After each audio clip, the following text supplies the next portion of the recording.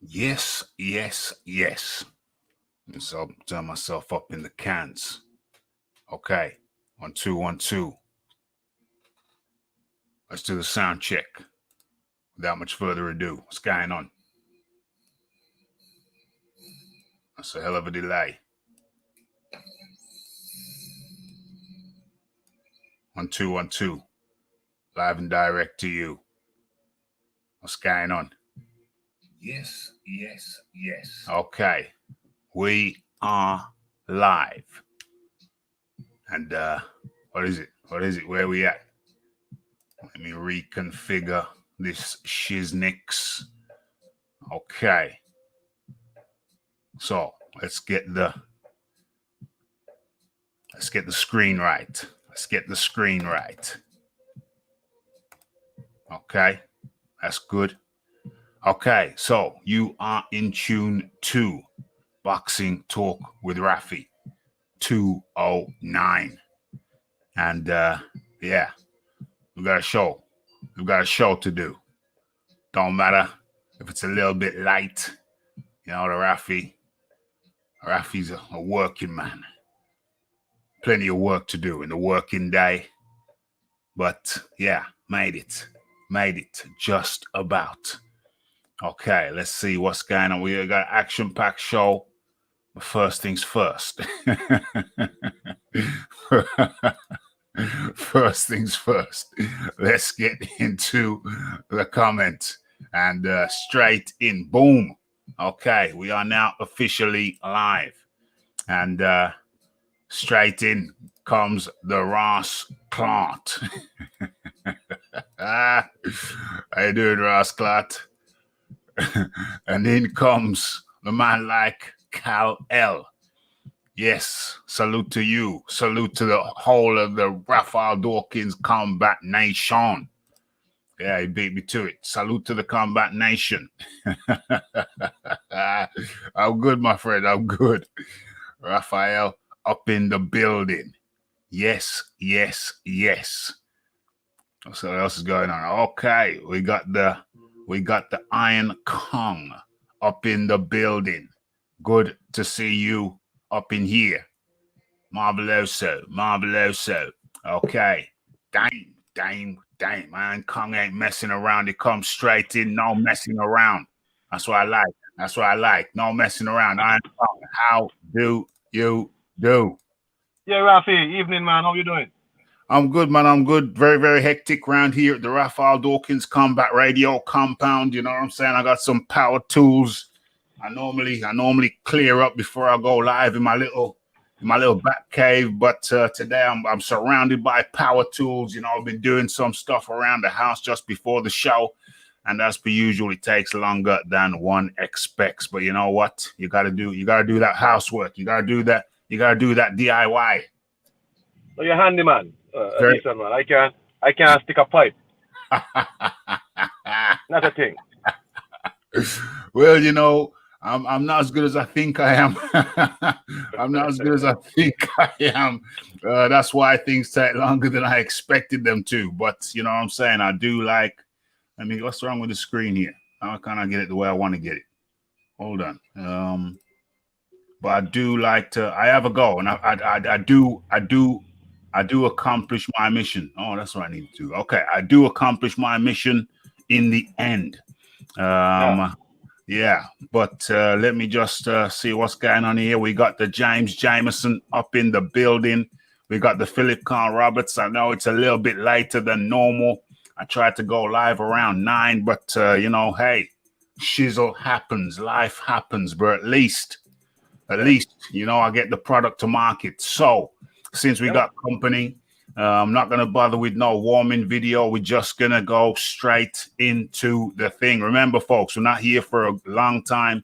We're here for a good time. So smash that like button, hit that subscribe button if you have not yet done so. And for sure, don't forget to hit the share button. Measure twice, cut once, 100%. I like to measure about 3 times. You know what I'm saying? I like to measure about 3 times. Okay. So what's going on here? Was Tarquin and Jeeves sacked or something? Well, they had the day off. You know, my butler had the day off. But anyway, let's get into this shiznix without any further delay. So, where do I begin? Where do I begin? Let me have a look here. Okay, as a matter of fact, rat-a-tat-tat, I'm going to keep that subject till later on. First things first. First things first. I don't know what I'm going to talk about. I'm going to talk about the obvious thing. The obvious thing, and the obvious thing is, what's his name? Where is he on the picture? Where is he on the picture? Oh, there he is. Canelo Alvarez versus Callum Smith. Where's this? Where's Rascal say? Canelo beat up Larry Bird. So what's next for him? Yeah, well, that is definitely a question that or something that I'm going to be touching on. Okay, so more has a spirit level. Yo, I got my spirit level. Yo, I'm very well equipped around here, my friend. I'm very well equipped around here. The next thing I need to buy is the simplest thing. It's one of those, the electric screwdriver, the electric kind of screwdriver thing. Bzzz, you just screw things in with the electric. It looks like a drill. You know, one of them things. Yeah. Yeah, that's right. That's my next purchase. That's my next purchase. When you screw it into wood, it's kind of awkward without that's my next purchase. No question about it. I'll have that before the end of the week, no doubt. Okay, so let's talk about Canelo versus Big Bird. Canelo versus Big Bird. Sorry, Callum Smith, if you're listening. No disrespect, my friend.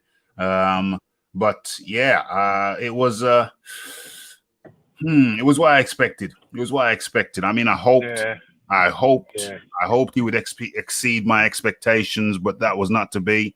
What happened was what I thought would happen. He was on his back foot. Callum Smith was on his back foot, and he just did everything. He just did the opposite of what he should have done. He was on his back foot when he should have been on his front foot. He was going out there with a soft jab when it should have been a ramrod jab. Head movement was minimal. Canelo would hit him with one punch and you'd think, well, he's going to move his head either to the left or the right. And no.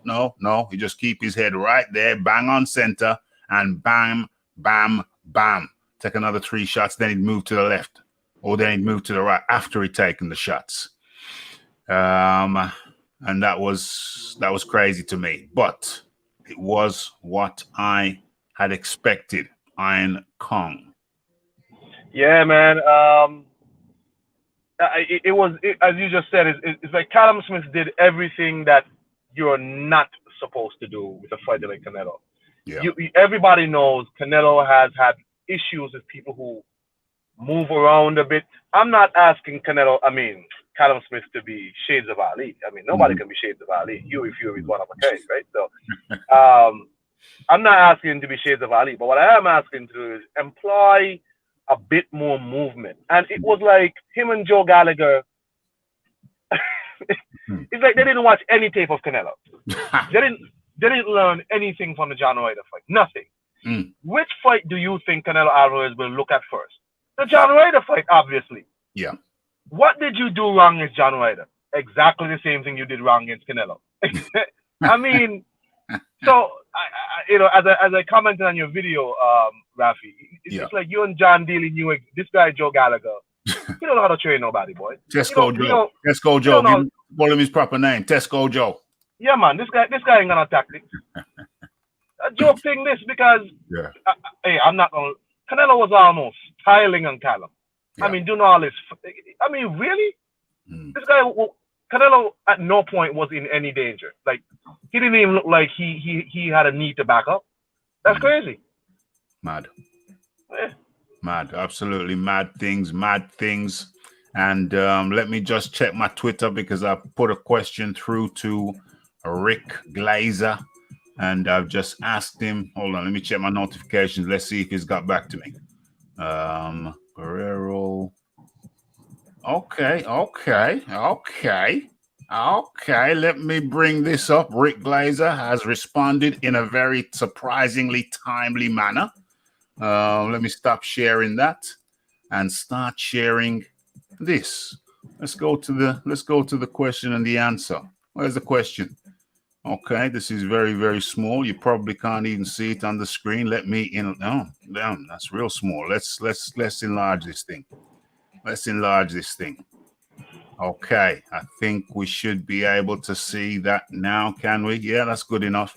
Okay, let me just bring it up one more. Okay. Okay, so where are we? Okay, so Rick Laser wrote, let's see Canelo Saunders next. Hold on.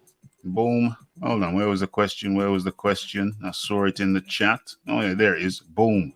Okay, so we're killing a few birds with the one stone. 2-3 birds with the one stone. Okay, let's see Canelo Saunders next. No one wants to see boring Andrade fight Saunders. If Canelo Saunders can be made. I kind of disagree with that, but I'll come on in a second. Canelo is where the money and action is, and the public interest is, and where the public interest is, and that's the way it's supposed to be. Okay, so we're going to touch on that prop deeper in a second, but first things first, let me get to the question. Okay, so my question was, what kind of testing was in place for this fight, Rick? Was it made known? And Rick Glazer's response is there was full testing, and Canelo gets tested regularly. Let me just give this a hold on. Let me give that a like. And cheers, Rick. Always nice to be polite. Cheers, Rick. Boom, boom, boom. Okay, so there you have it. Allegedly there was full. Did he say full testing? Okay, he said there was full testing. I heard that there was like 4 weeks worth of testing at the very end. Maybe I will do a video on that when I get into some research. I want to know the specifics. of that. So the reason why I raised the testing thing is obviously I want to know if there was any Mexican. Hey, I ain't taking nothing away. Let's stop sharing. I ain't taking nothing away from Canelo. He's a sterling boxer. But we know he's had some issues with the Mexican beef. You know what I'm saying? Some contaminated Mexican beef. I wanted to know if there was any contaminated Mexican beef involved because Canelo, I don't know if it seemed like he hardly broke a sweat.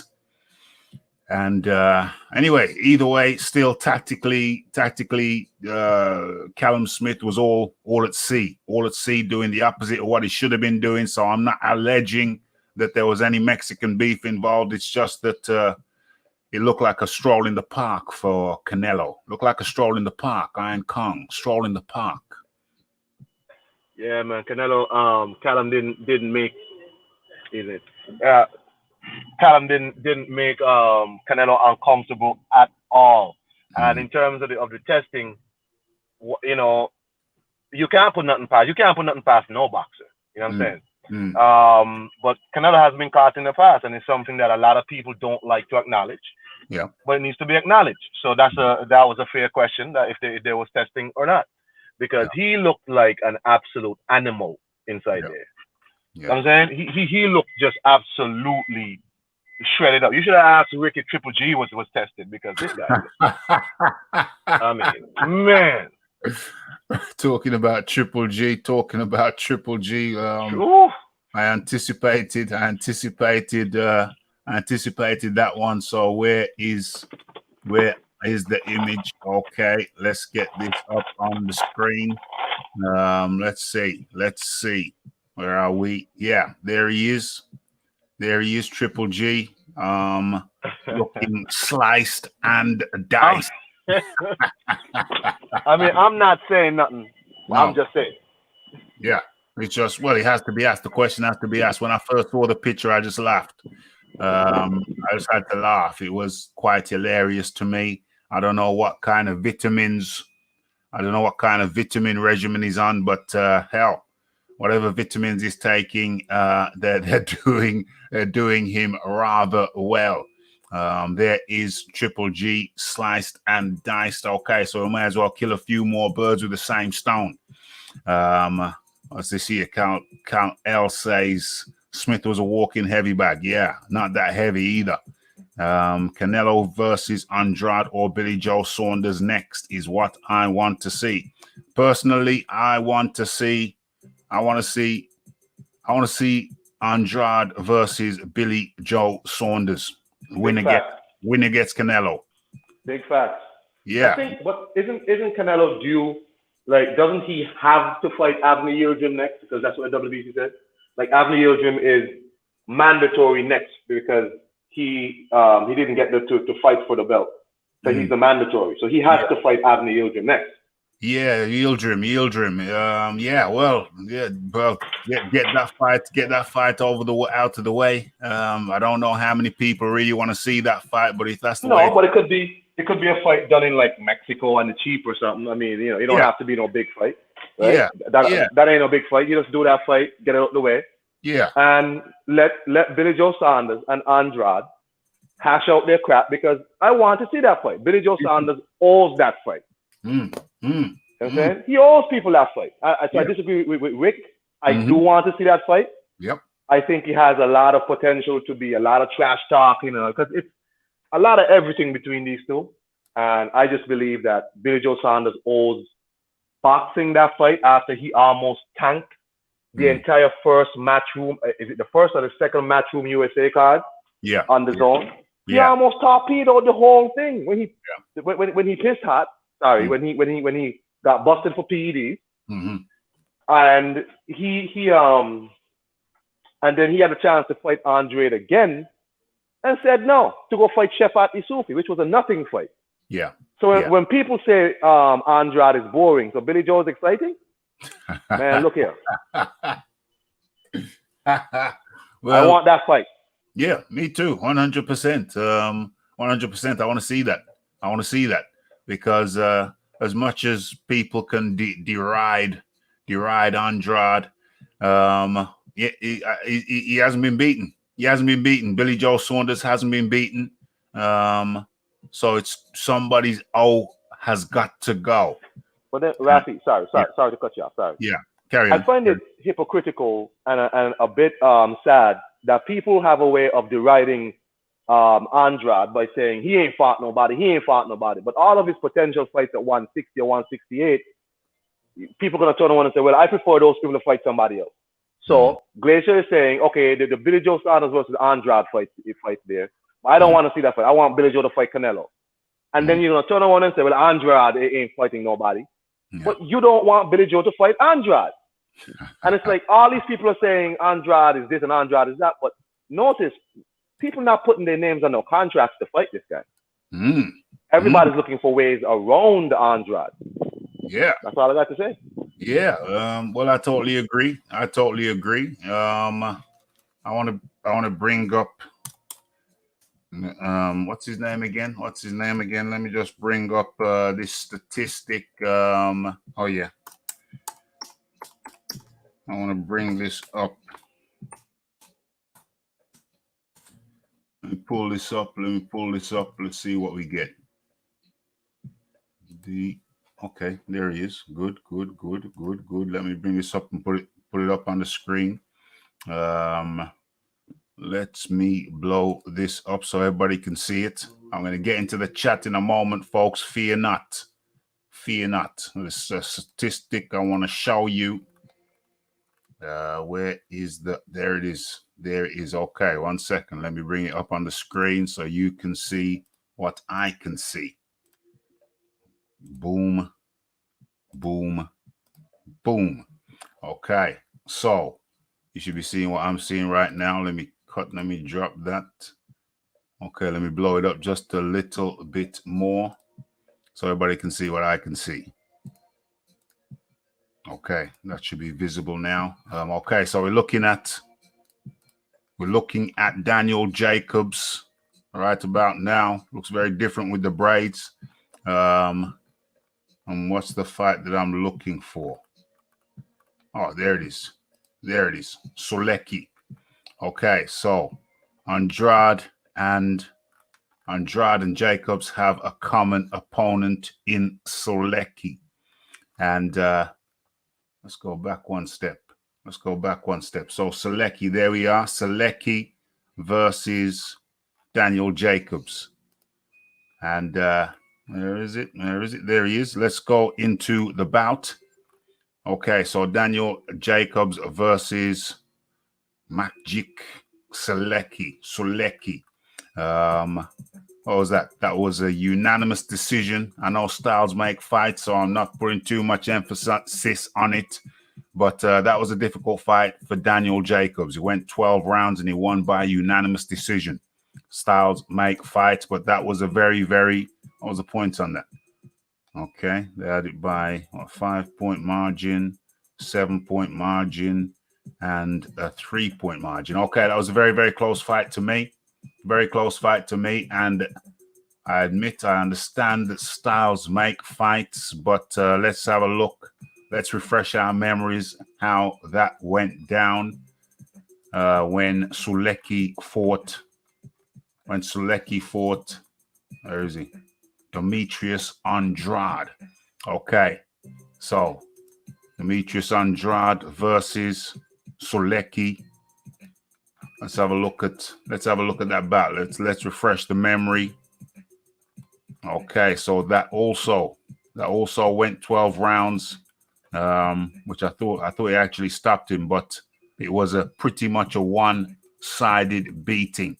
If my memory serves me right, it was a one-sided beating. Yeah, there we go. Scorecards 120, 107, 120, 107, 120, 107. It was a one-sided beatdown. And I enjoyed that fight. People say that Andrade's no good, is this, is that. Okay, he's not the most exciting fighter in the world, but he's beat everybody he's fought. And Sulecki ain't no joke. Gave Daniel Jacobs hell. Demetrius Andrade put a thrashing on that boy. And so that's just one of the reasons why I think that Andrade versus Billy Joe Saunders. I want to see it. Both of them undefeated. I say let the two of them fight. Let Andrade fight Billy Joe Saunders and let the winner go on to fight Canelo. Canelo's got pressing business to take care of. So let's do it that way. Where are we now? Okay, let me go into the chat, see what people are saying. Let's see what's going on. That Mexican beef puts hairs on your palms.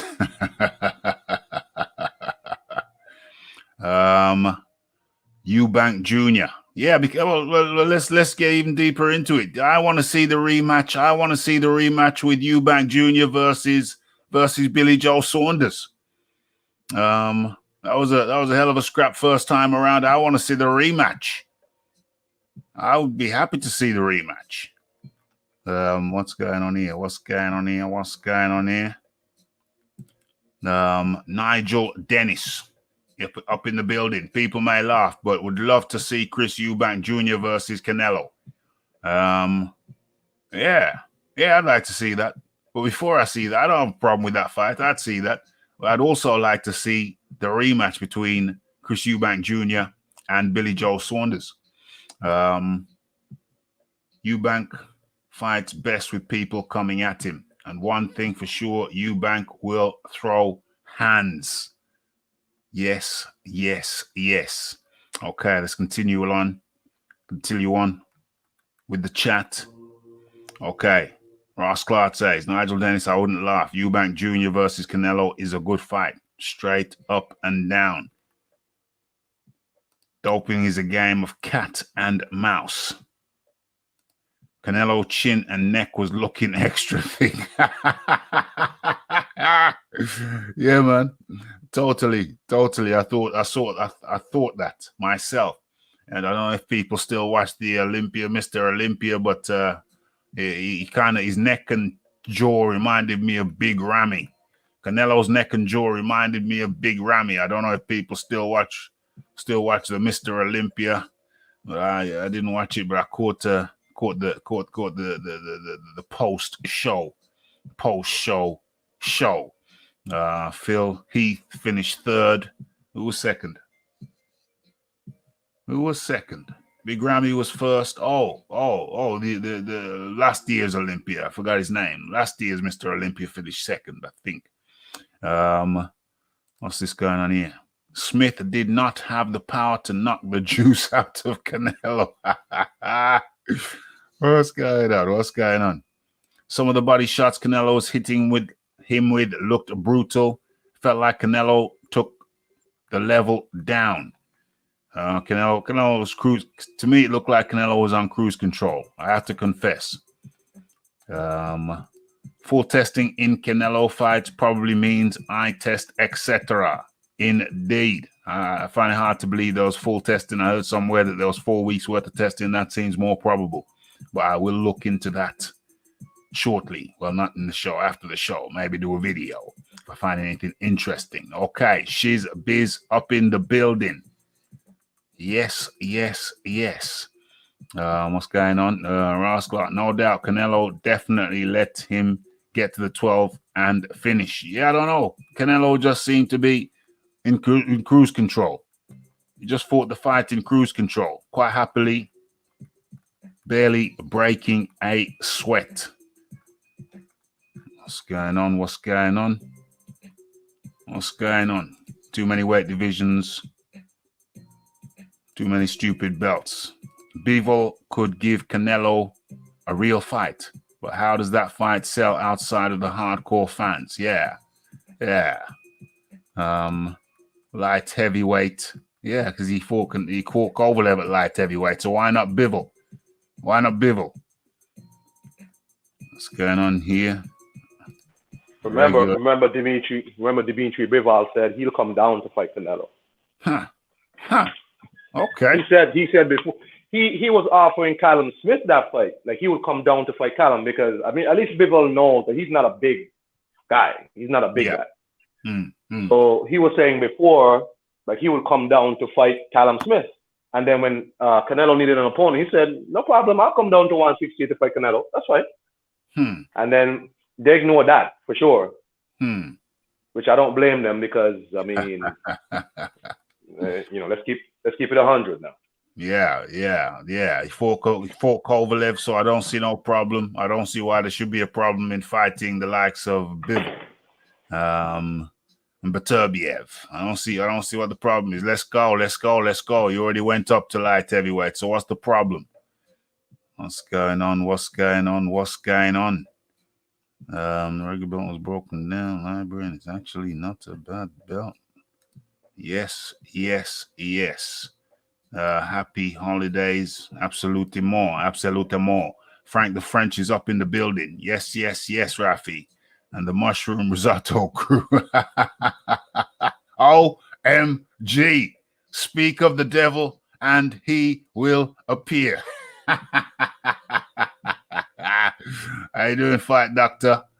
How you doing? Okay.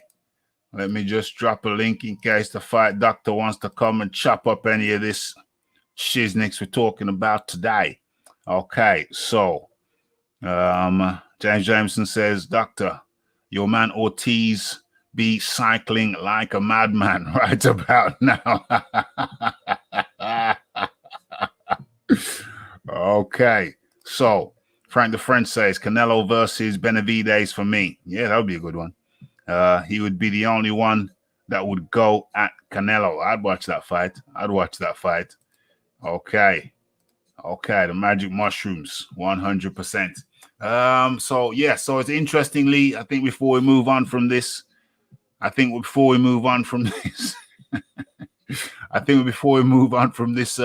was it? George Groves. George Groves said in an article, let me see if I can find the article. George Groves said that Billy Joe Saunders' performances do not warrant a crack at Canelo.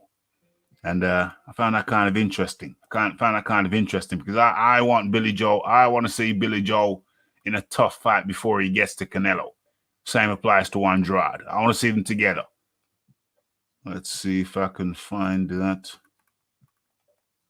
And Hearn says, I'm surprised Canelo beat Callum so easily. Goes to show you how good he is. So we're scrolling down. We're scrolling down. Will I find it? Will I find the... Oh, there it is. There it is.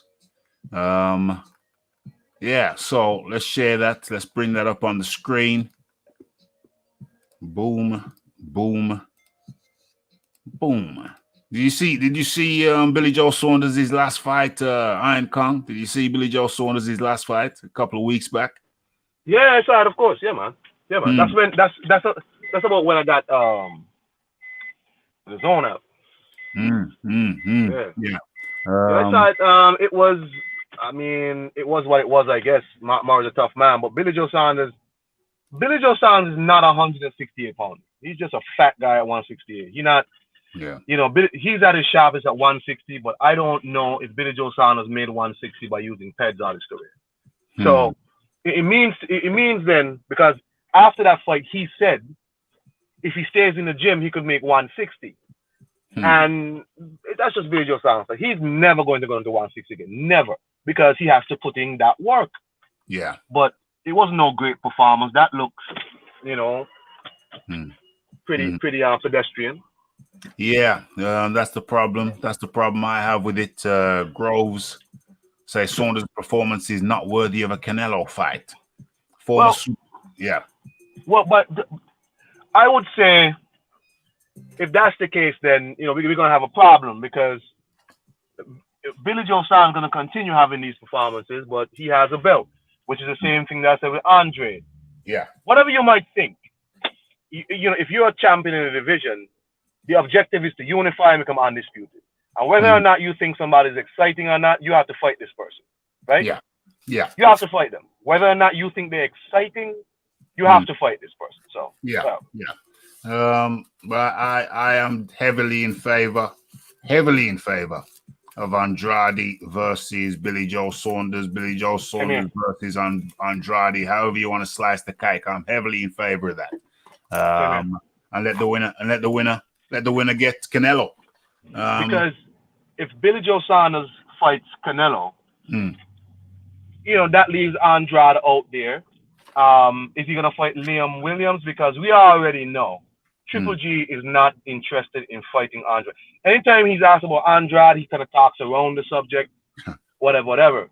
Because again, even when he fought Steve Rolls, he was asked about Andrade. This was way back when he first came to the zone. Yeah. And he danced around the question. His trainer, Brian Banks, told him to fight Andrade and not Deverenchenko. He turned that down and fought Deverenchenko and got busted up for it. Yeah. You know what I'm saying? Yeah. And he was asked again about Andrade, and he wasn't really interested.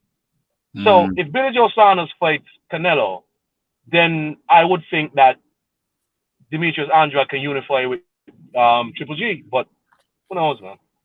Who knows? Who knows?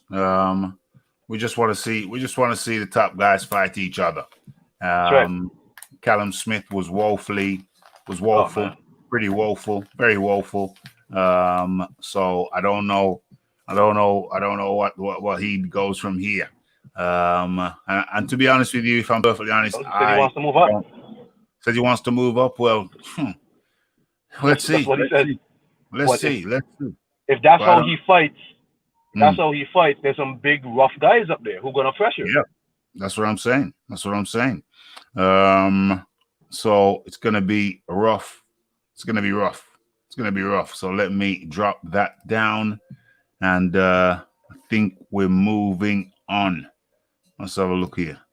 Billy Joe Saunders fights at the level of his competition. That's a problem. Billy nasal spray Saunders. That's right. Oxylofrene. Yeah, that's the one. Billy Joe just wants the retirement money. Yeah, I don't want him to get it. I want him to fight someone proper. I want him to fight someone proper before he gets that retirement money. I want him to earn his retirement money. Yeah, he got to work for that. He owes Eddie Hearn, man. God damn. Yeah, Totally. He owns Eddie. 100%. Andrade could fight Caleb Plant. Well, yeah, could do. I want to see him fight Billy Joe. how likely is it that Caleb Plant is fighting PBC. Caleb Truax, right? He's fighting Truax next. Yeah. He didn't extend anything to Andrade for any sort of fight. Yeah. PBC not going to do no cross promotion with nobody. I'm not sure what they're going to do because they're still not making Caleb Plant versus David Benavidez. They're still not doing it. So I don't know what they're going to do. Yeah, that's crazy. He's a PBC guy, and PBC aren't gonna put Plant in against Andrade. I can't see it happening. Not at all. Smith was a huge disappointment. He came in from huge. He came in from the division above the higher percentage knockout ratio and did not. Absolutely nothing. Well, you know, Rafi, the thing is, right, a lot of these guys don't understand. Bro, like, even if you lose, sometimes your performance in losing makes people anxious to see you fight again. True. Right now, Callum Smith, I mean, who cares about Callum Smith fighting again? I mean, you look like, man, come on, get out of here. Terrible.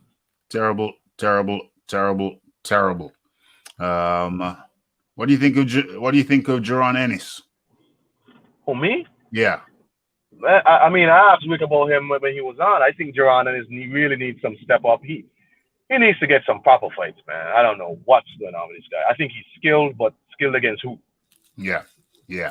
Needs to be tested. Some people are saying he's the second coming, is the new thing. But we need to see him with some tests. We need to see him get in there with some tests. His fight with Chris Van Herden ended in a no decision due to a severe cut. So that was the Van Herden guy. Both fighters were rocked from the sequence with the severity of the cut, forcing the ringside physician to inform the referee to stop the contest at 2 minutes and 39 of the first round. It was due to, hold on, let me show. What's this? Boom. Due to a clash of heads, the fight stopped in the 2 minutes 39 of the first round. So once again, we don't really get to see much of Jaron Ennis. Okay. Yeah. What do you think? I got a question for you. You mentioned Eubank Jr., right? Yeah. Eubank Jr. went to America, I guess, he was on an interview saying, he don't need to fight. He has enough money. He has this, he has that.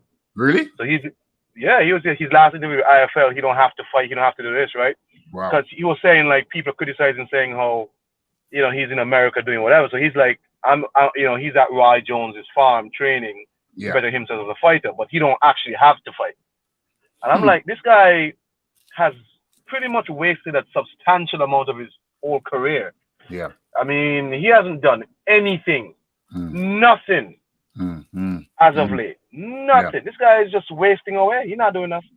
I heard they're trying to line up him and Jamal Charlo, but that's a long time. Yeah, that's a long time. But you know he's with PBC now, don't you? Yeah, that's what I'm saying. So he's just wasting his time. I'm like, but let me ask you, is there some kind of beef between him and Eddie and them why he can't get like Eubank against Andrade would be all right. Is there a beef between them? Yeah, kind of. Oh, okay. What was happening? What was the situation? Was it the Triple G situation? I'm trying to remember. Eddie Hearn was trying to make a fight with Chris Eubank Jr. Was it Billy? Who was it with? I can't remember who it was with. And everything was going well. They were about to sign, and then Chris Eubank Sr. Went in the office, and as far as everybody was concerned, it was just a formality. They just went in there.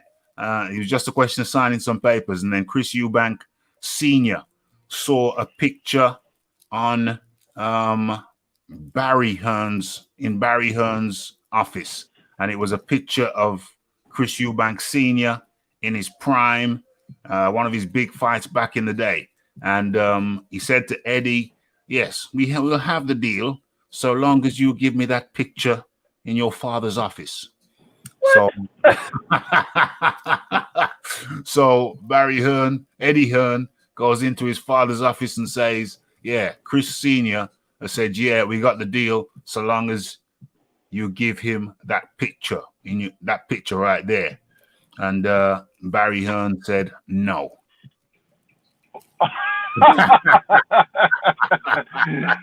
Oh, man, please. And from that day forth, they said that they don't want to do no business with Chris Eubank. Man. Well, a lot of people have complained about Senior. They said he's crazy. Even what Frank Warren doesn't want to deal with him. Oh, wow. Similar situations. They've been at the brink of a deal. And then Chris Eubank Sr., I think in one case, for one fight, he was trying to dictate who the commentators were going to be on the fight. So Eddie don't want to deal with him. Barry, even though Barry Hearn managed him and took him up, back in the day, in his heyday, Barry don't want to deal with him.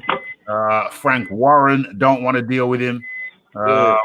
And so, Senior has been a stumbling block. Well, that would explain it then, because I was like, well, why wouldn't Eddie Hearn just make a fight with Chris Eubank Jr. and Andrade? Eubank Jr. not doing nothing. So yeah, well, that's the situation. Senior has blown several deals, and a lot of people won't deal with him. Oh. Okay. All right. So, Rafi, thank you for that history lesson. Quite strange, but all right. Yeah. Well, yeah, that's Senior. That's a lot of people have complained about Senior, and just won't deal with him. A lot of people complain about Senior. Don't want to deal with Senior. Commentate. Only Barry McGuigan can commentate. The bloke's a nightmare. Eubank expected his fights to be on UK PPV. Hearn has explained the situation before and called Eubank and his father delusional. Eubank the Gale, not UK PPV. Yeah, so wanted to set seat prices, etc., etc. There's a whole laundry list. There was a whole laundry list of demands that Senior was making. Hearn won't work with Eubank Senior. It is impossible. Impossible. Eubank Jr. doing nothing. Eddie got mad at Senior, wanting to set the seat prices. Yeah, so there's a whole laundry list of stuff. Okay, so that's the story of why Eddie Hearn and Frank Warren don't want to work with the Eubanks. Okay, so let's drop that. Let's drop that out there. Let's come back out there. What else do I have on the list? Let me look at the picture. Serves as a reminder. So we got Triple G. Oh, almost forgot the big one. There's a couple of big ones, actually. There's a couple of big ones. Okay, so where do I start? Where are we going to go first? I think we are going to go on to, hold on, what's the time saying? Yeah, damn, we breezed through this. Okay, only got a couple of big ones to go. And I think we're going to go with the Teofimo Lopez story. Let me bring that one up.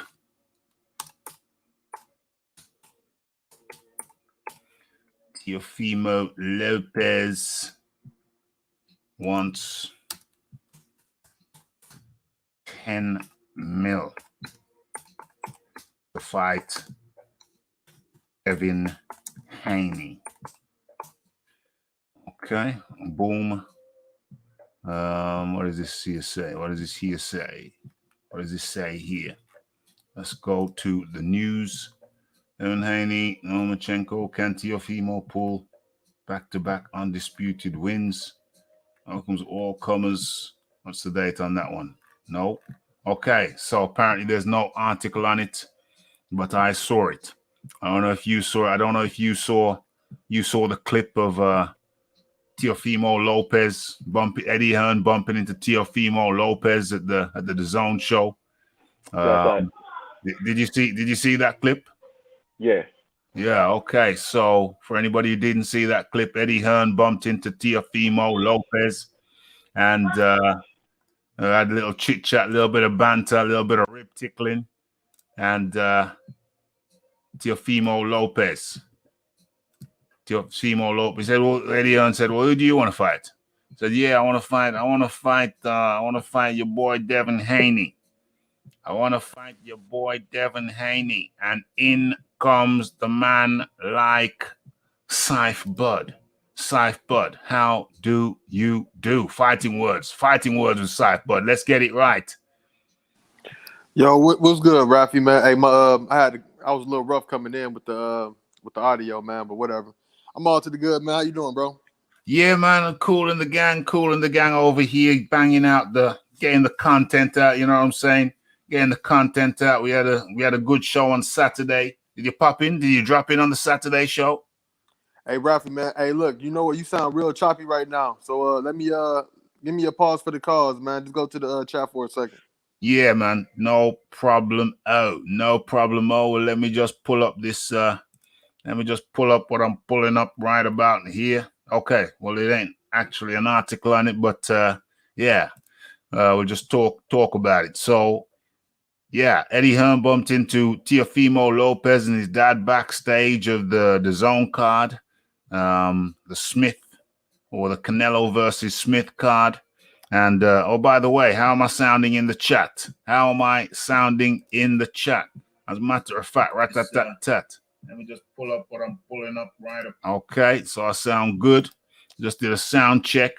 Okay, so I bumped into him backstage, and yeah, got talking, and they said, well, what do you want? Who do you want to fight? And he said, I'll fight your boy. This is to Teofimo. Teofimo said, well, I'll fight your boy Devin Haney.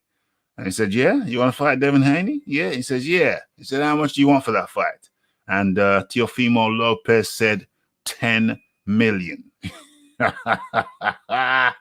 10 million. I don't know what kind of universe. I don't know what kind of parallel universe Teofimo Lopez. Yeah. I just did a sound check. Thank you. Did a sound check. Excellente. The warrior spirit. Yeah. So Teofimo Lopez living in some kind of parallel universe said he wants 10 million. And I find that was he being serious? Was he joking? Has he lost his marbles? Did Lomachenko hit him harder than we thought he hit him? You know what I mean? What the hell was going on? 10 million? I mean, as nobody told him, we're living in a COVID era. And even if it wasn't a COVID era, I don't know what possessed him to think that he could just scoop up 10 mil just like that. It seems like okay, boxing loser stars comes in the chat. It's Dawkins. It's the Combat Radio. It is the yes. It is a happy Christmas to you all. Thank you very much, Boxing Lobster. Or Lobster, not Loser Stars. Boxing Loser Stars. Don't understand that name. Well, maybe one day you could explain the origins of the name, explain what it means to you. It's kind of curious. Loser Stars. I don't get it. Nigel Dennis, Teo been eating too much duck. Yeah, it's kind of very strange to me. It makes no economic sense whatsoever. No economic sense whatsoever. What's your take on that situation? Iron Kong. Man, what can I say, man? Teofimo Lopez shooting for the moon, right? Yeah. I mean, if you're gonna call a number. But usually when people call them kind of numbers, they already know you're not gonna get that money. No. You know what I'm saying? You're not gonna get that money anyway. You know, Eddie Hearn was like, yeah, okay, no problem. Eddie was like, I can offer you 10, but you're not gonna be able to take 10. So what are you talking about? You can't take the money. So what, whatever. And so, Eddie could say whatever he feels like, but you're not going to take the money anyway. You can't take the money, right? So I do like the fact that Eddie Hearn put him in his split zone. Like, hey, you're not no undisputed champion. Even though Chris Mannix disrespected Devin by calling Teofimo undisputed in Yeah. the interview. And you can't look, man. Don't let these dudes these franchise belt nonsense. I understand. The truth is, Eddie was right. He should be undisputed, but the facts are he's not. And 10 million, nah, bro. You ain't gonna make $10 million over at Top Rank with Cambosis. You ain't gonna make 10 million against Tank. You ain't gonna make 10 million nowhere because pay-per-view ain't selling like that, bro. Yeah. Don't 10 make million. no sense. Get out of here, man. It really don't make no sense. I don't know. I mean, Eddie had a smirk on his face when he said, "Oh, 10 million." Had a little smirk on his face, like, what kind of parallel universe? What kind of parallel universe is this kid living in? And his dad's there, and they're all gassed up, and it just don't make no sense. It's not intelligent. It's not intelligent. It's not smart. Eddie Hearn was just chuckling to himself. He said, "Oh, 10 million. Oh, okay. Yeah, no problem. 10 million. Yeah, yeah, money grows on trees. I got a tree in my back garden and money grows off it. That's no problem. Just give it a few weeks for the money to develop on the money tree, and we can sort you out." It was nonsensical. Made no sense whatsoever. Okay, so what have I just done there? Have I shared the link? Oh, so where is that? That's in there. And I need to just boom, share it there. Okay, so let me close that down. Come back over here. Okay, so what people in the chat saying? What are the people in the chat saying? Eating too much duck. Basically like the Thurman Bud Spence situation all over again. Yeah, well, didn't he say 10 million as well? Didn't he say some pie in the sky figure like 10 mil? It's silly. It's like just, make themselves look silly when they come out with these high figures. Even at the best of times. I mean, the guy's just become a champion. Like what, about 9 months ago? No, he wants 10. 10 months, 9 months, 10 months ago, and already he thinks he's up in the 10 million bracket. 10 million bracket against Devin Haney. Mm-hmm. I don't know. Devin Haney's just become a champ himself. They're both young champs. Boxing economics. That's why I like to have Rick Glazer over here when we talk about boxing economics. And even Eddie Hearn was in an interview with his dad where he says, no, it wasn't his dad. He was in an interview with Michelle Joy Phelps. And he was saying, well, hold on. In this economic climate, it's just, some people don't understand. Some of these guys don't understand that, the money is harder to come by. They should use a modicum of common sense when they talk about the numbers, but just silly. Okay, what was the point of making Loma franchise champ now that Lopez has to beat Haney to be undisputed? Well, it's a big mess, isn't it? It's a big mess. It's hard to make sense of nonsense.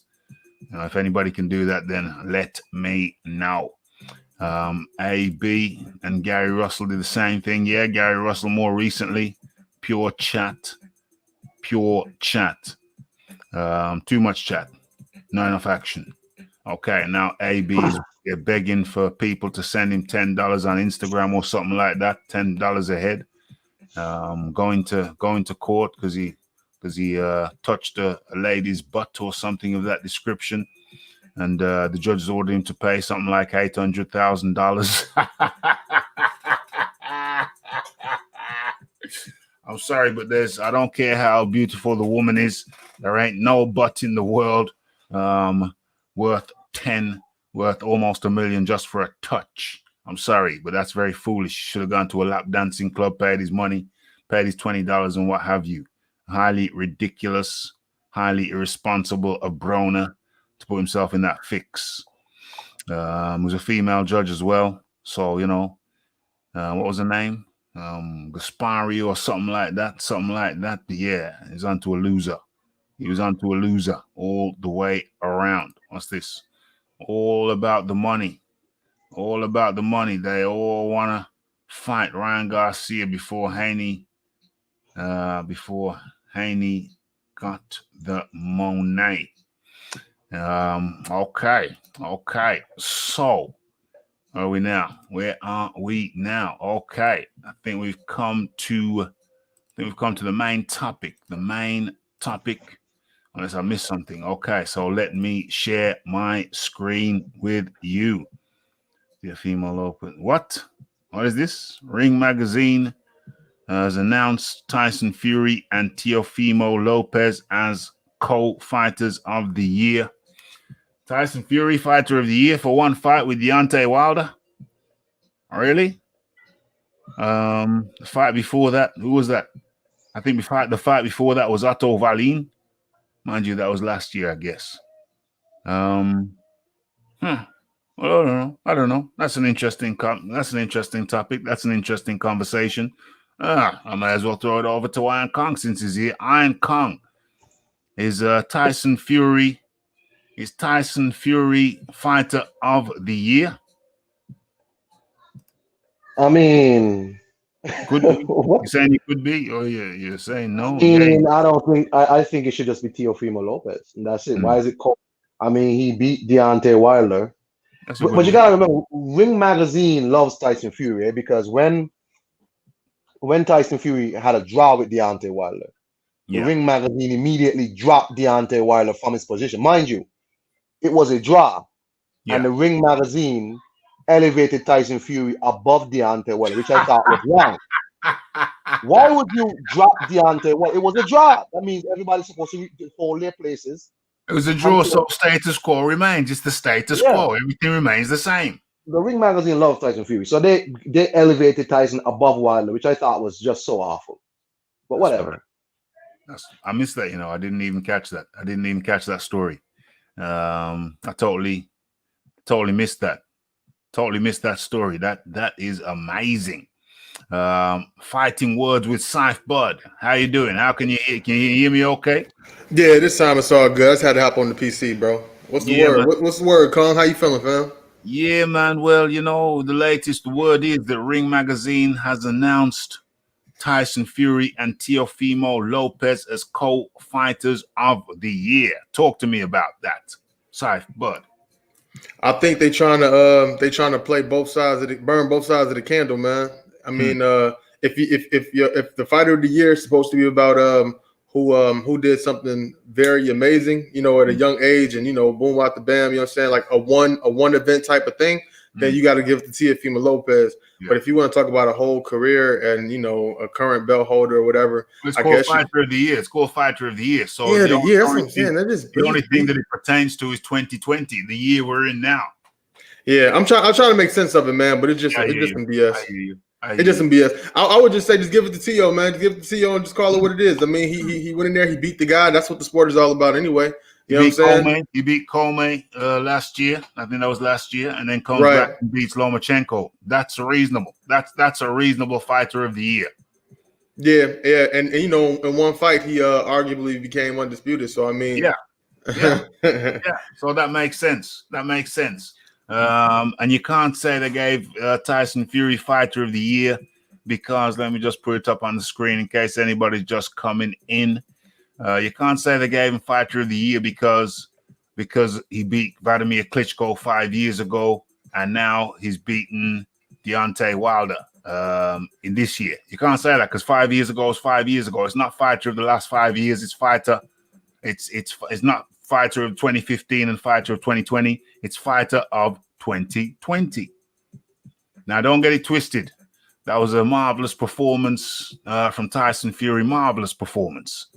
But I don't see how that eclipses Teofimo. Let's talk about this a little bit more. This is a juicy one, actually. Now I think about it, this is quite a juicy one. Rocking all over the world. Status Quo, the band. Okay, so who did Teofimo Lopez beat? He beat pound for pound guy, a guy that was often touted as potentially pound for pound #1 in the form of Lomachenko. A guy with a stellar resume. Had Lomachenko lost before? Has he lost once before? Professionally, yeah, and as an amateur, he lost once as an amateur, and he lost once as a professional. That's right. Yeah. So he had one loss on his record, one blemish on his record, but other than that was early in his professional career. Other than that, his professional career has been stellar.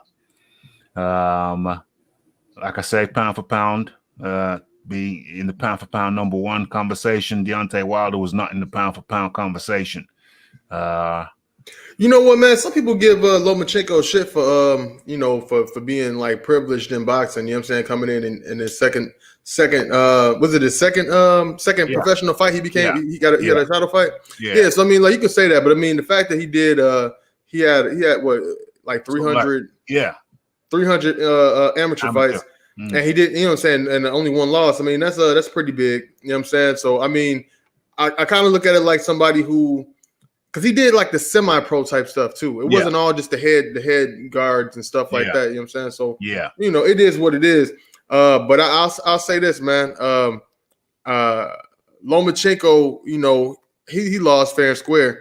But I don't really side with the whole hype job type thing. You know what I'm saying? Like we know what we was looking at when we was looking in the ring with Lomachenko. He fought formidable opponents. You know what I'm saying? He did his thing. You know what I'm saying? He moved up in weight classes, and he showed up and he showed out. So I mean, pound for pound, easy. You know what I'm saying? He did a lot in that short career that he had or has had so far. But you know, it's an incredible win, and the fact that Teo being the young man that he is, you know what I'm saying, taking that scalp legitimately. I mean, don't make him don't make him share that with Tyson Fury. Don't make him share Fighter of the Year with Tyson Fury for what? That's what I'm saying. His accomplishment. Teofimo's accomplishment in beating Comey, who was a champion. I think that was in 2019, and then coming back and beating. As a matter of fact, rat-a-tat-tat, let's just bring up the statistics. Check the ballistics. Let's bring it up. Let's put that on the screen. Let's break this shiznix down. Okay, so Teofimo Lopez. Let me check. See how you're seeing it? Yeah, it's looking good. Where is that window? Let me bring it over so it's more centralized. Oh, damn. Okay. Let's try again. Take 2. Okay. Boom. Yeah. Okay. So Teofimo Lopez, only 16 fights, 12 KOs. No losses, no draws. Okay, let's have a look. Let's have a look at this. Okay, so Vasily Lomachenko, that was his last fight. He became almost undisputed, 2019. At the end of 2019, the 12th month of 2019, damn it. It's as close as damn it to 2020. He beat Richard Comey and became the IBF world lightweight champion. Nakatani, let me have a quick look at Nakatani. Felix Verdejo. Yeah, so he beat Nakatani, who's just beat Felix Verdejo. So that was the fight before. That was the fight before the Comey fight. So Nakatani, no joke either. And so he's had 3 back-to-back very decent wins. 2 of them world championship bouts. I'm sorry. I gotta say, if they're giving out awards for Fighter of the Year, it's between Tyson Fury and Lopez. I'm sorry, but I gotta go with Lopez. I just gotta go with Lopez. Put your answers in the chat. Don't be shy. If you think it's Tyson Fury, say it's Tyson Fury. Hey, yo, Rafi, man, did they make it official, or that it was both of them, or they just saying that it's 2 people that they're interested in? You know what I'm saying? 2 candidates they're interested in. Well, they already put it out, and they saying that they both got it. Yeah, it's co-fighters of the year. What kind of weak ass shit is that? Like, has that ever happened before? Ever? I know, but I mean, I just told Rafi some nonsense because. But then again, I told Rafi, the Ring magazine likes Tyson Fury. I don't care if they took him out to the damn prom, man. I mean, you don't. It's fighter of the year, not fighters of the year. And then you talk about like top 5 motherfuckers. I mean, top 5 people. Hey. All this participation trophy type thing going on, man. I don't understand it, man. Especially in a sport like boxing. I mean, like it's like the antithesis of the participation trophy. Like the ultimate win is for me to knock you the hell out and put my hands up in the air. You know what I'm saying? So like it can't be 2. It only can be 1. There can only be 1. Well, let me go and look for that article so we can bring it up live and direct. Stop sharing that and start sharing. Where is it? This. Boom, boom, boom. Okay, let me centralize that and let's get into this shiznix. Teofimo Lopez is Ring Magazine co-fighter of the year. OMG. Let's go into that. Okay, so Teofimo, can you see that? Yeah. So Teofimo Lopez is Ring Magazine co-fighter of the year 2020 alongside Tyson Fury. OMG. So it's been official. It's official. Thank you, Joe 56984. Because this is a juicy one. This is a juicy one. So you telling me that not only does Teofimo Lopez have to share the WBC title with another man, he also has to share the Ring Fighter of the Year with another man. That's crazy, man. It's like the odd couple, man. Trying to turn him out, trying to turn poor Teofimo out. It's ridiculous. Leave the boy alone. They bugging, man.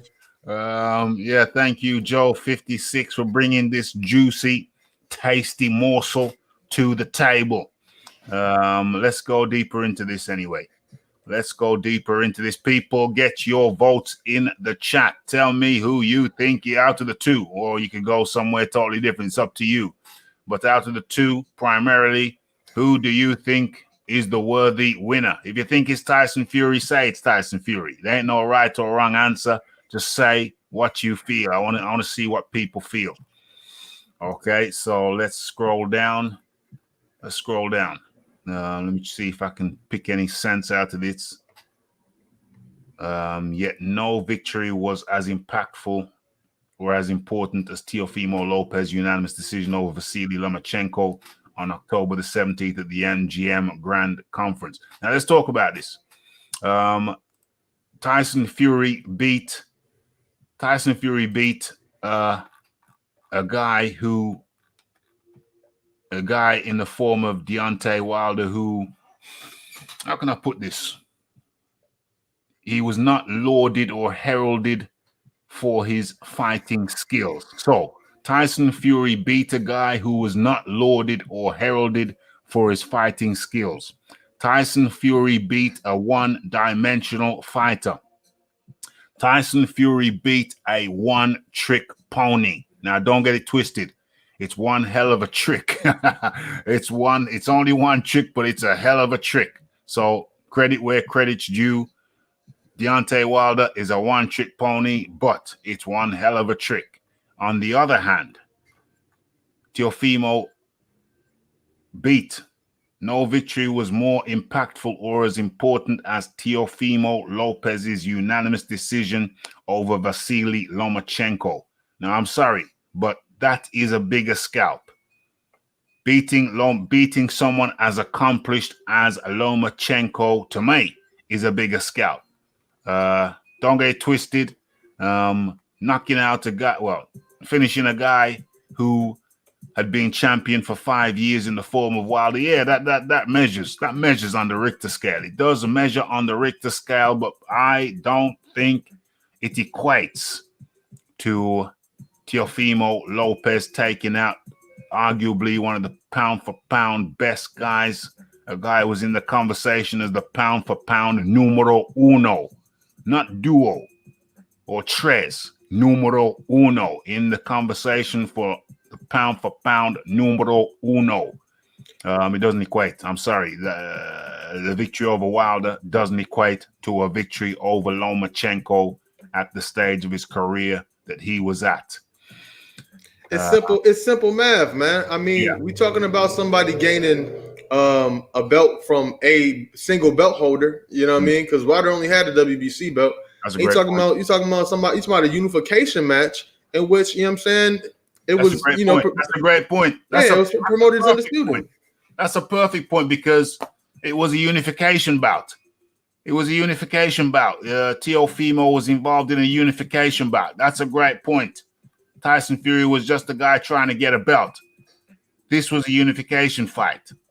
How do you legitimize even putting Tyson Fury even on there? I don't get it. I don't get it. What's the argument? I don't get it. Maybe if he had pulled off what Andrew Ruiz did, and they were just like, yo, you know what I'm saying? You got to give it to Tyson Fury, man. He knocked out the man with all the belt. That ain't even what happened, bro. You know what I'm saying?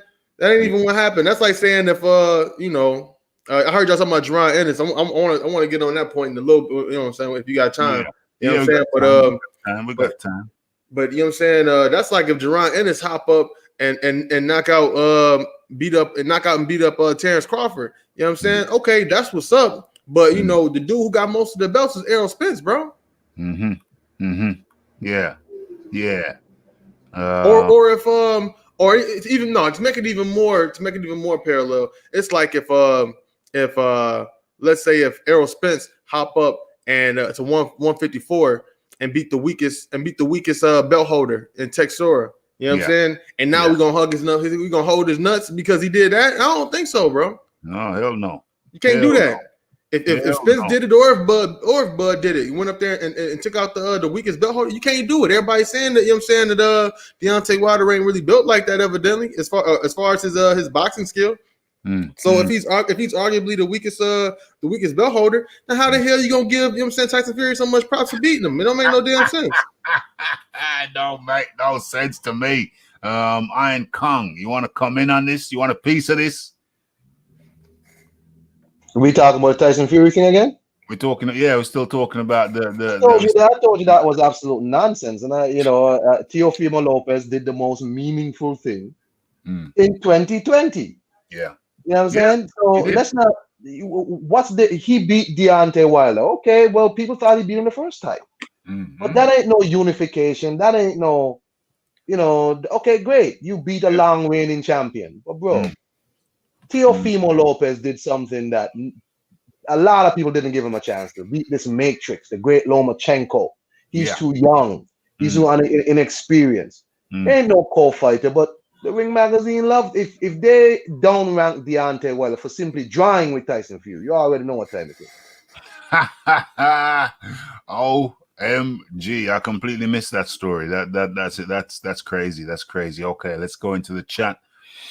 And see what's going on. Philip Carl Roberts says BFTB still thinks Wilder is pound for pound king. Now, Saif Bud, I know you're a fan of Wilder. Pound for pound king. Was Wilder at any point pound for pound king? Absolutely not, man. I mean, and you know what, man? I know how you be trying to, you know what I'm saying? You be trying to rag on the homie over here, man. You be throwing them low blows and them low shots at Wilder every now and then, man. Got it. You know tonight. I ain't really dig all that, but you know what? At the same time, too, man. Wilder kind of let me down this year. You know what I'm saying, with the excuses and all that. You know what I'm saying, but I really rocked with homie for a minute. You know what I'm saying? That's the heavyweight champion. Well, was the heavyweight champion, the American heavyweight champion. So you got to roll with it, but. He kind of let me down a little bit, but yeah, he was never pound for pound. We know that. Iron Kong, you was gonna say something.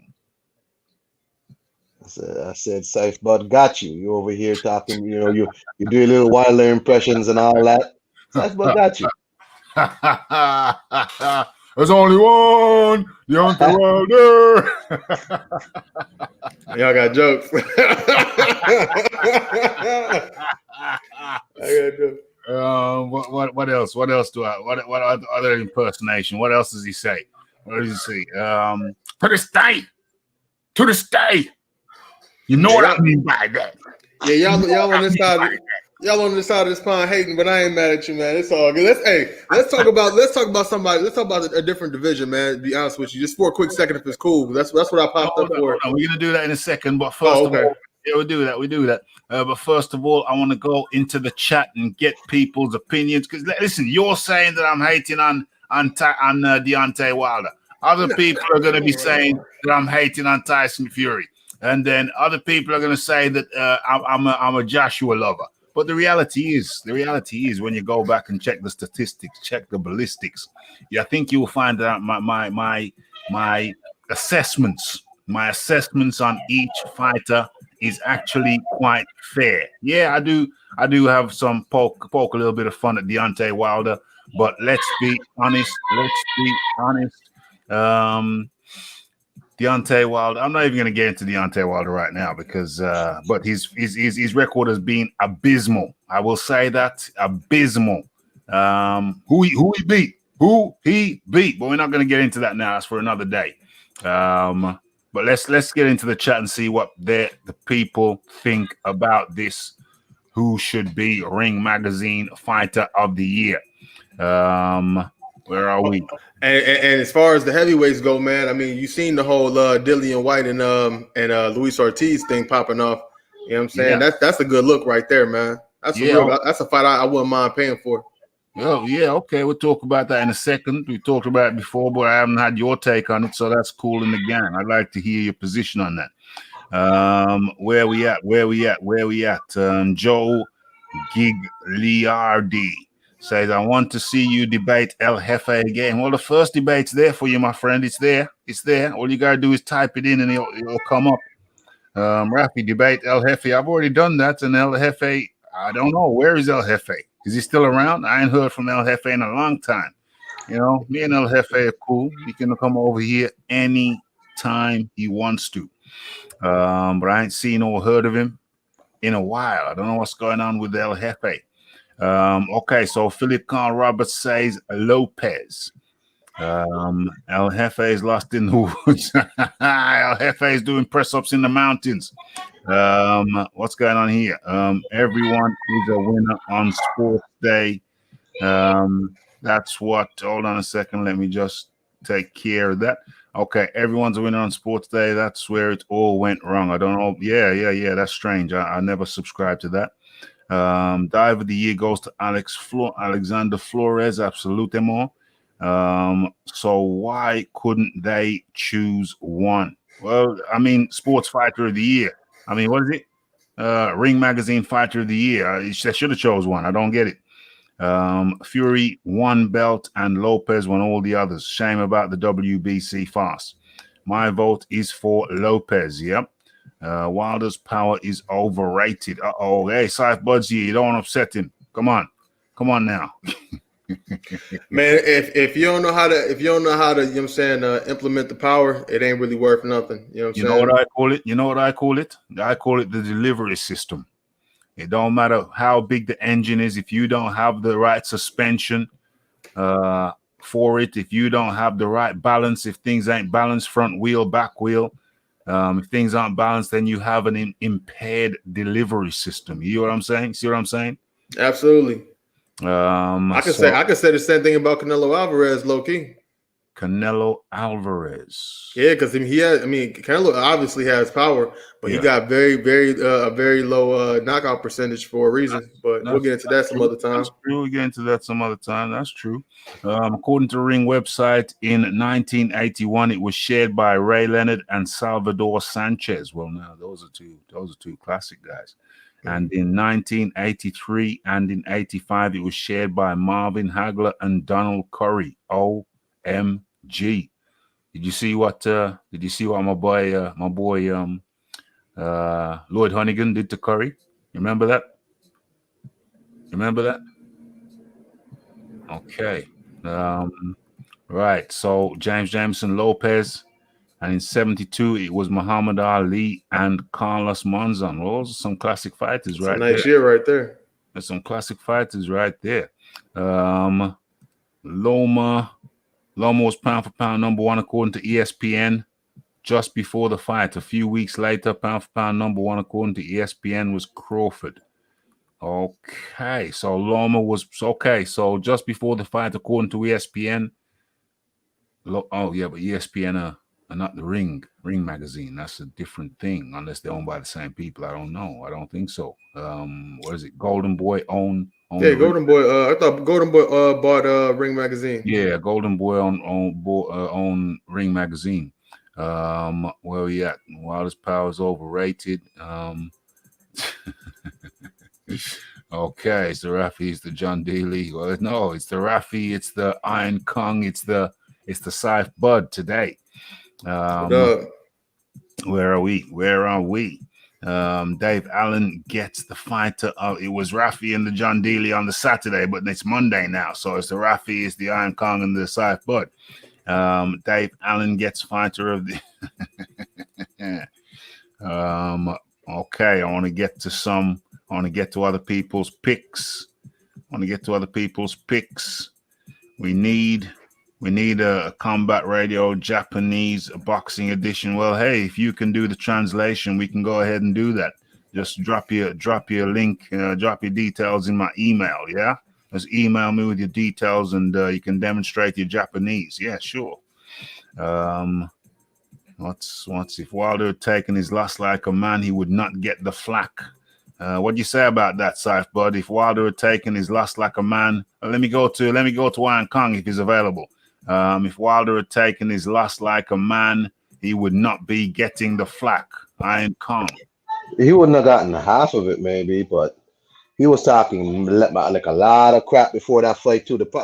It wouldn't have been so long lasting, because the problem is, if he had said it once, and not said it again or whatever, I guess it would have probably gone away by now. But every time he does an interview, he ramps up, he doubles down, he triples down on these accusations. Then the accusations get more and more outlandish. I think the last time he was on with the guy, I forgot his name, black guy, bald head, does a lot of announcing for Fox. And he doubled down on it, tripled down, and this time he scratched my ear through the boxing glove. I was like, what the you're talking about Brian Costa? Yeah, I was like, yo, Wilder, at some point, bro, just let this go. Stop. Stop. Because the thing is, it's not like he's talking to YouTube people. He's talking to people like Brian Costa, who are very mainstream announcers, who other publications tend to pick up as a source. So it's like, bro, just stop. You can't be doubling on and tripling on this nonsense with people like Brian Costa. They don't use him as a source. So he really should let this go. He should stop. Yeah. Saif Bud. Did Deontay Wilder bring it on himself with his nonsense? Yeah, man. Be real with you. That's kind of why, I kind of, let Wilder go, bro. Because you got to move like a champ, man, and you got to keep your fighters to a certain standard. All the nonsense about, all the accusations and stuff like that, it just rubbed me the wrong way, bro. I feel like if you actually, wanted to, launch your own, independent investigation and, press charges and all this type of stuff, then, that is what it is. Y'all professionals, and, you're supposed to be playing by a certain set amount of rules or whatever, But like, the whole, looking for sympathy type shit. I just don't dig all that stuff, man. You a fighter, bro. Either, you handle it out here, or you handle it in the courtroom, handle it in the ring, man. I just think they're trying to keep people, just talking nonsense or whatever online, just to promote the fight, because they damn sure don't want to pour in too much money for the trilogy. They're just trying to go ahead and get it squared away and grab whatever money they can get on the table. Yeah. Yes. Okay, so I think it's pretty unanimous. Everybody's saying that fighter of the year should be Lopez. Torn bicep, iron bars, drugged, heavy uniform. Damn, heavy uniform, drugged. What's the iron bars? Oh, yeah, the iron bars in the glove, torn bicep, floppy glove. OMG. Egg weights. Oh, Lord. Dented heads. Oh, my gosh. What? Teeth implants? Did you do anything about teeth implants? I don't know. What is this? Autopsy. Damn. How can we forget about the autopsy? The worst. But that was his brother, to be fair. It was his brother. Who said the autopsy thing. Worst long-term champion, boxing ever in boxing. OMG. Okay, so it's pretty much unanimous. It should have been Lopez. I know you got a few things you want to talk about, Scythe Bud, but I just want to get through this. I want to get through this this article first. And thanks once again for Joe for bringing it to my attention. It must have come out. What's the date on this? What's the date? December the 21st. That's today. It must have come out after I went live because I didn't see this be foul. What's the date today? Oh, it's the 21st. It's today. Okay, so we only had one fight. Lopez made it count. While he only had one fight, Lopez made it count, which is why the 23-year-old lightweight is the Ring Magazine co-fighter of the year. Ring Magazine, owned by the Golden Boy. I don't get it. I don't know why they put Fury in there when the obvious fighter of the year was to me Lopez. I want to scroll down to the part where they bring in Tyson Fury. Where's Tyson Fury? Where's Tyson Fury come into it? No, that's still that. Where's Tyson Fury? They don't say nothing about. Do they even mention Tyson Fury as the other guy? Do they even mention Tyson Fury? I don't even. They say Tyson got it by default. You know what I'm saying? They say Lopez should be happy just to be on the same ticket as him. Where did they mention Tyson Fury? Lopez's promoter Bob Arum admitted that while he believed in their sincerity, he wasn't sure if they knew what they were doing. What are you talking about? I believe anyone, Lopez and Ring Magazine. There was a few that may have been. I'm looking for Tyson Fury here. I'm looking for Tyson Fury's name. Where is Tyson Fury's name? How could they say it's Cole? Or say it's Cole and they don't mention the other guy? Wanted to bang. This is all about Lopez. Where is the Cole? Where is the Cole fighter? I don't even say. Where is it? This is so strange. Okay, hold on. I want to show you how stupid the whole thing is. Yeah, I want to get to the bottom of this. Okay, so where's the other guy? 1 second. Oh. Teofimo Lopez is Ring Magazine co-fighter of the year 2020 alongside Tyson Fury. So where is the article on Tyson Fury? Tyson Fury and Teofimo Lopez. Okay, well, let's have a look at that then. Oh, this is a weirdo website. Tyson Fury and Teofimo Lopez, joint winners of the 2020 Ring Magazine Fighter of the Year. I want to hear the argument for Tyson Fury.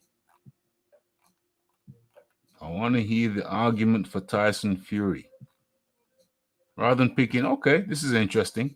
In a controversial move, Ring Magazine has announced that the WBC heavyweight champion Tyson Fury and unified IBF, WBA, WBC, WBO lightweight champion Teofimo Lopez are the winner of the 2020 Fighter of the Year award. Controversial. I'm glad they recognize that. Rather than just picking one guy, which is normally done, the ring staff selected two guys and made a mess of things by putting Fury in with the talented Teofimo. If you're Teofimo, do you accept the Ring Magazine Fighter of the Year, or do you you're going to accept it? Of course you're going to accept it. Turn it down and tell them to come back when they're ready to give it to him alone. No, I'm going to take it. Who runs this page? I hate this page, boy. Yeah, it's terrible, but at least they're acknowledging the other guy. The other page didn't even mention Tyson Fury, which is very bizarre. It's just weird that the Ring Magazine would rate Fury's win over Deontay Wilder in the same light as Teofimo's monstrous victory over Vasily Lomachenko. That's what we were saying. It don't make no sense. Why does there have to be two? Has to be two winners. I think I speak for everyone here when I say that picking two winners for the Ring Magazine Award 2020 is dumb. There only deserves to be one winner, and that was Teofimo Lopez for a sensational 12-round unanimous decision over Vasily Lomachenko. What else? Lomachenko, also Fury fought once in 2020, beating the WBC heavyweight champion Deontay Wilder by a 7th round KO in a rabbit punching field fight.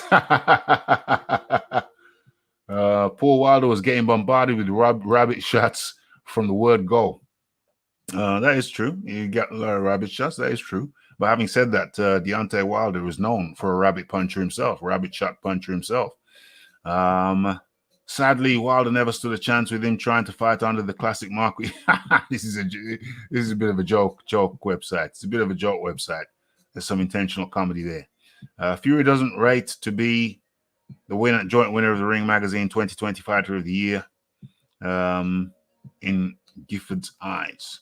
Maybe one of the first times I'll agree with this. If Fury had fought clean against Wilder, you could give him partial credit.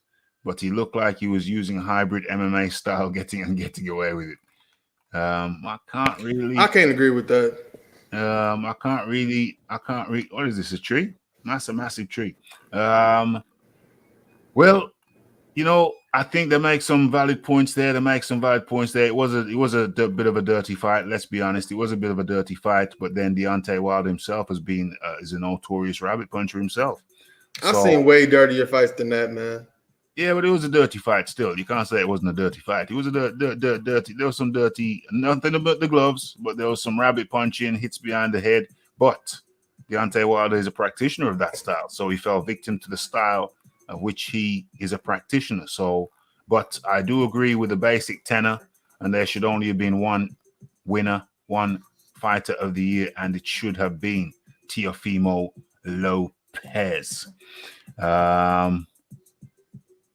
I think this is just promotion for probably the biggest money making fight in 2021, which is Fury and AJ. You know what I mean? If they could say the WBC champion, the Ring Magazine champion, and 2020 Fighter of the Year, bang. You know what I'm saying? They can say all of that shit to put, to pump the fight up, you know what I'm saying? And that's what they're gonna do, man. You know what I'm saying? They loaded it up, but it's made a bit of a mockery. It's made a bit of a mockery of it. Made a bit of a mockery of it. They should have picked one guy, and it's obvious who that guy should have been. Okay, so we come kind of to the end of the show, almost at the end of the show. But Saif Bud, you want to talk about some things? Come on, we haven't been on for a week or two, so come on, bring it. What is it you want to? Yeah, man. I mean, like, I'm not gonna hold you for too long, Rafi, man. No. It's all good. But come on. I'll say like this, man. Like, I'm trying to figure out, you know what I'm saying, why is it such a big push for Triple G to fight anybody except for Demetrius Andre? You know what I'm saying? They on the same side of the street. They're in the same weight class. You know what I'm saying? Like, why is Andrade going up a weight class to go fight Billy Joe Saunders? Like, why are these guys doing this? Like, I don't get the point behind all this stuff. They don't want it with Andrade. Triple G's been, we talked about this earlier. Triple G don't want nothing to do. Triple G don't even want to be in the same state as Andrade.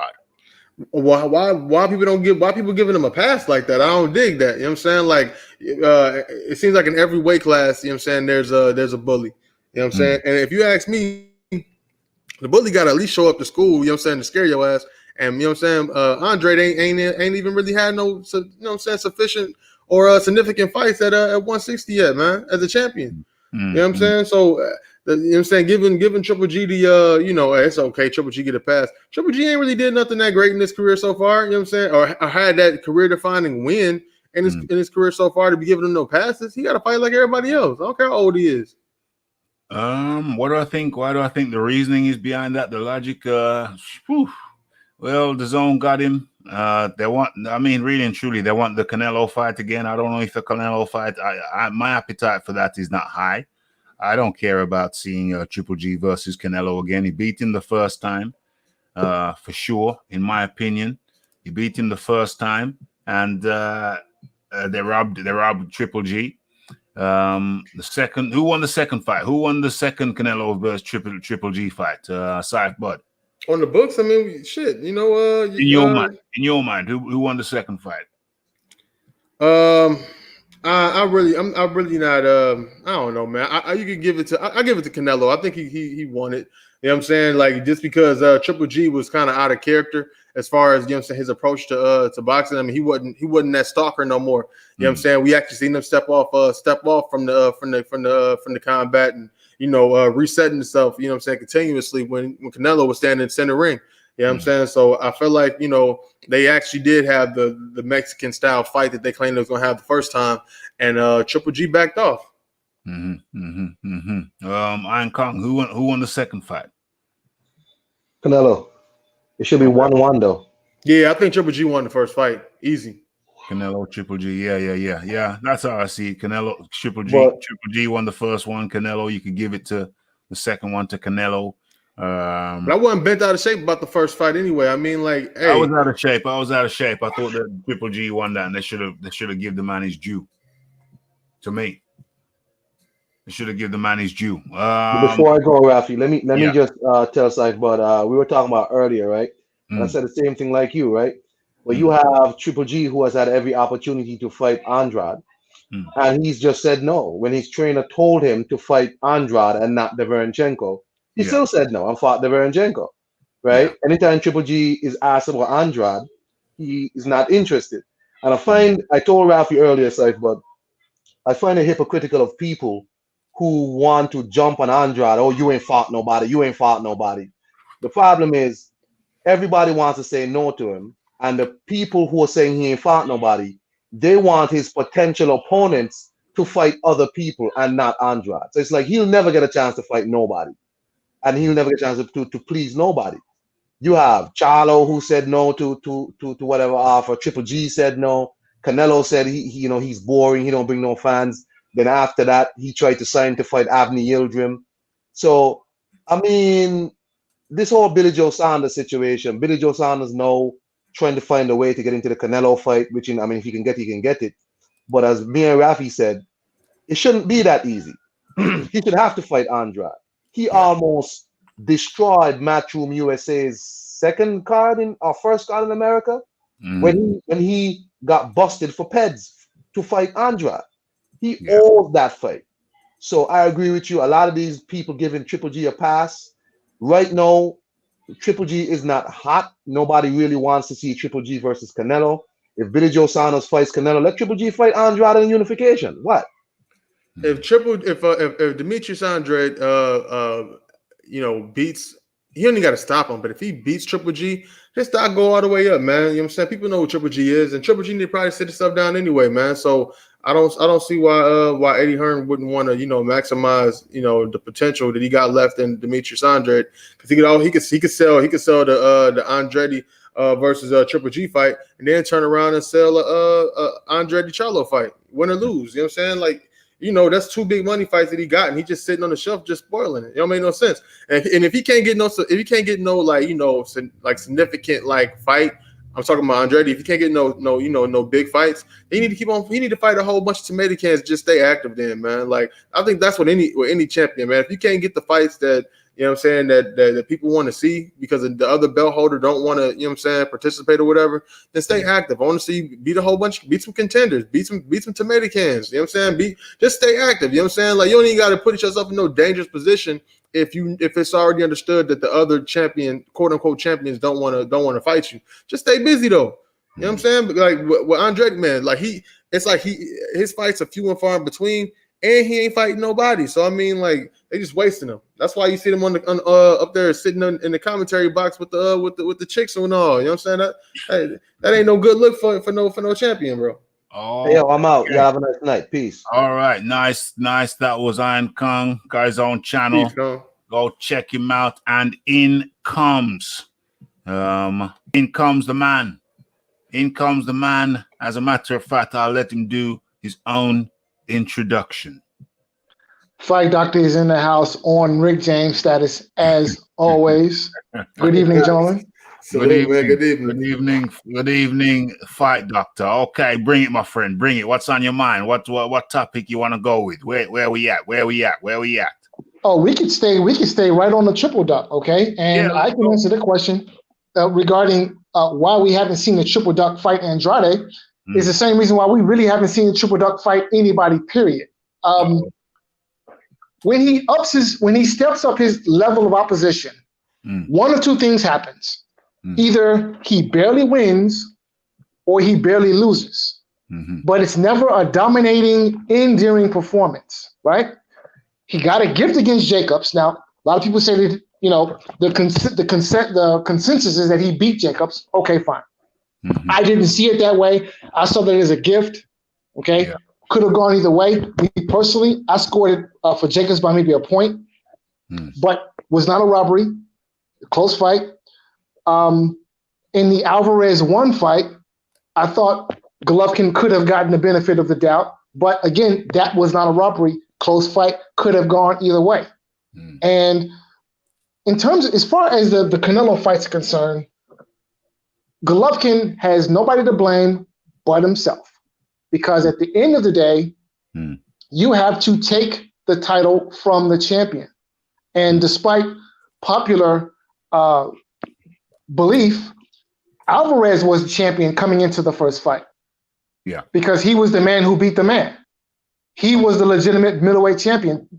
WBC, WBA, IBF, I don't care. Let me stop you for a second. Okay, so boxing lobster. What? Explain that to me. Explain the gorilla to me. Explain the gorilla to me.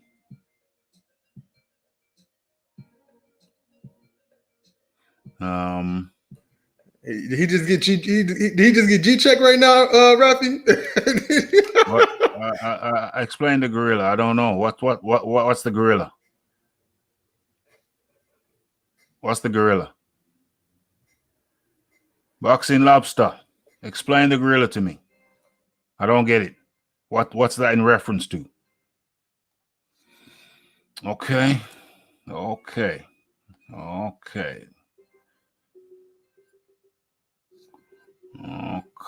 Let me just take care of this.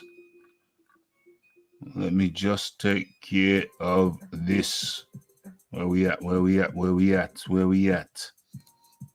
Boom. Okay. Let me see what's going on here.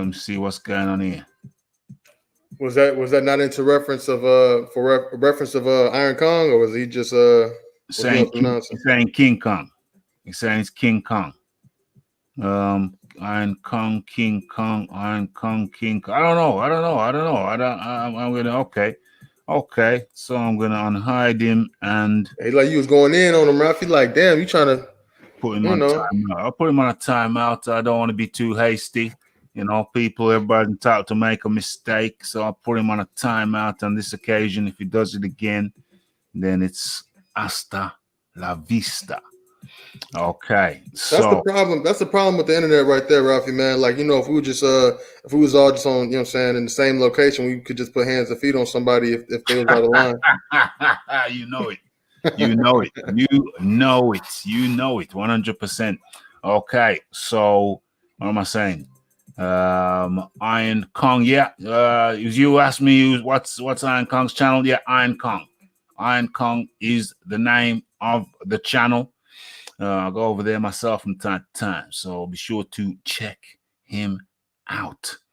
Okay, so where we at? Sporting Advantage pops up. I don't think he's coming to any other time, but he's obviously just enjoying the show and chilling, so that's cool. Okay, sorry. The Fight Doctor, as you were saying, I just had to make sure. What was going on there? Okay, bit too ambiguous for my liking. Back to you, Fight Doctor, as you were saying.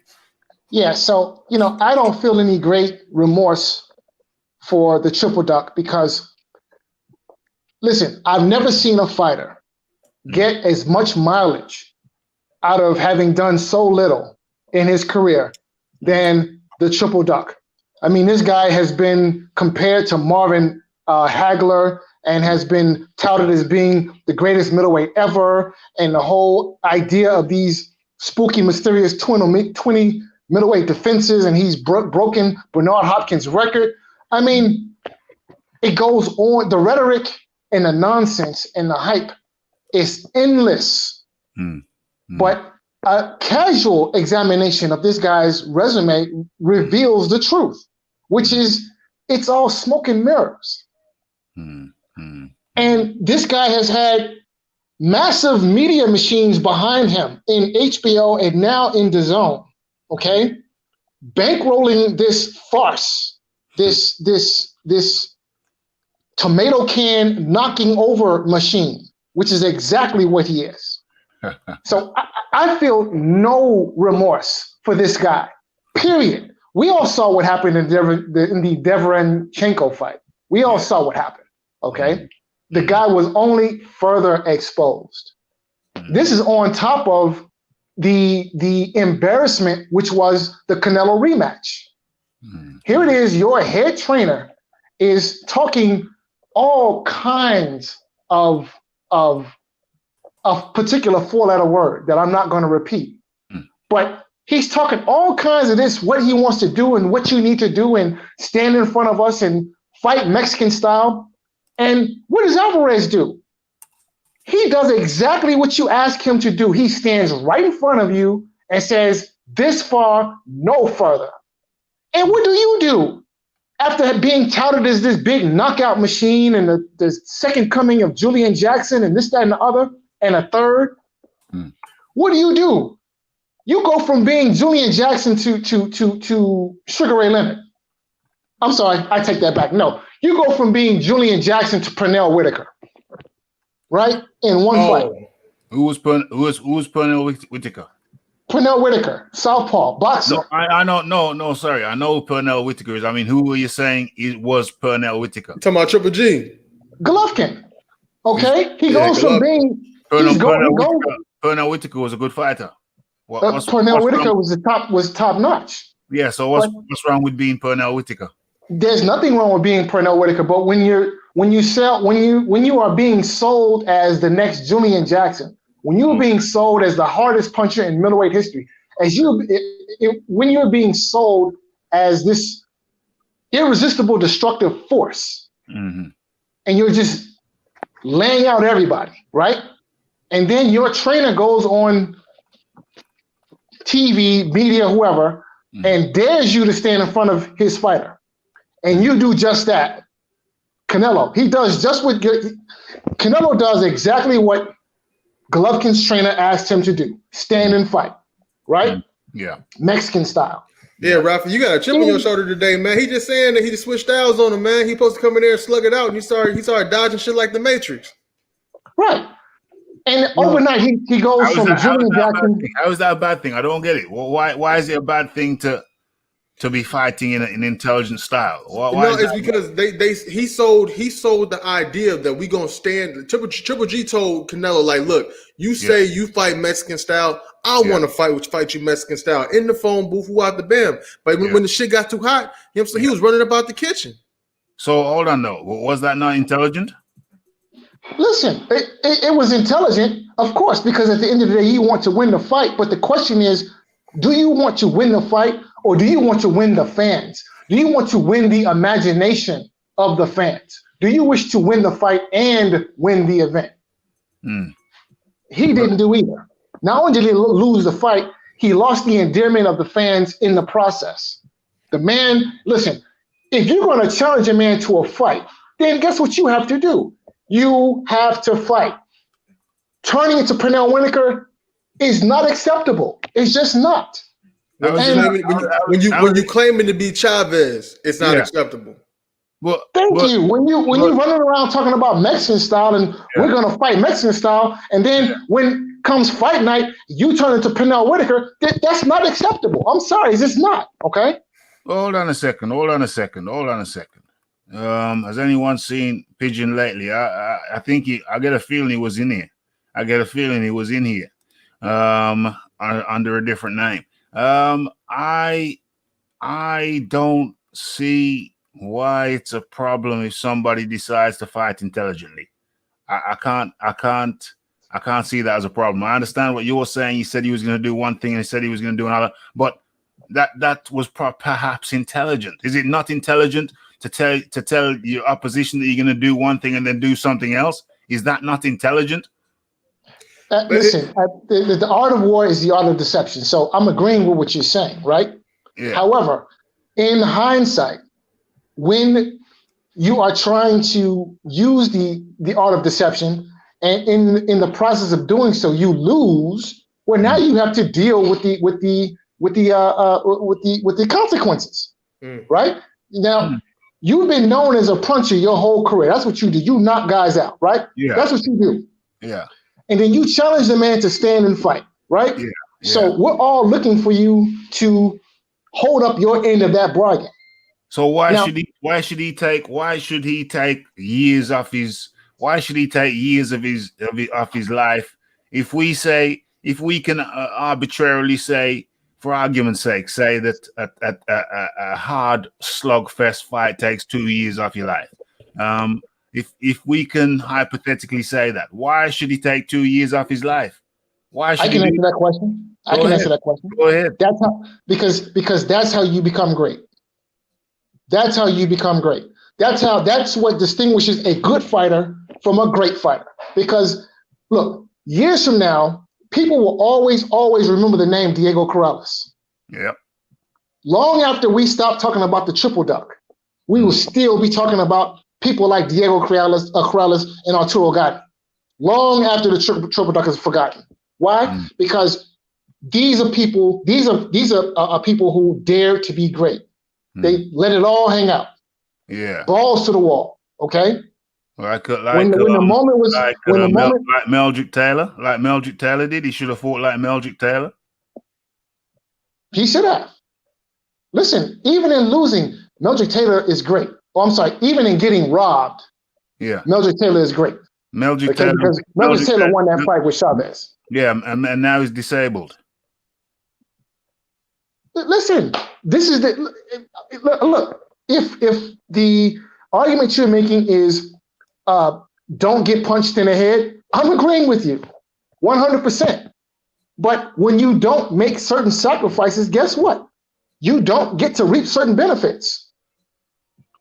So when you go around talking about Mexican style and daring a man to a fall, he comes and he delivers on his end, but you don't. Well, there are consequences that you must pay. Now, in the end, maybe Golovkin will have better use of his facilities at an old age. And if you're saying that that's smart, I'm agreeing with you. All right? Because look, I don't get punched in the head for a living, so I can't relate.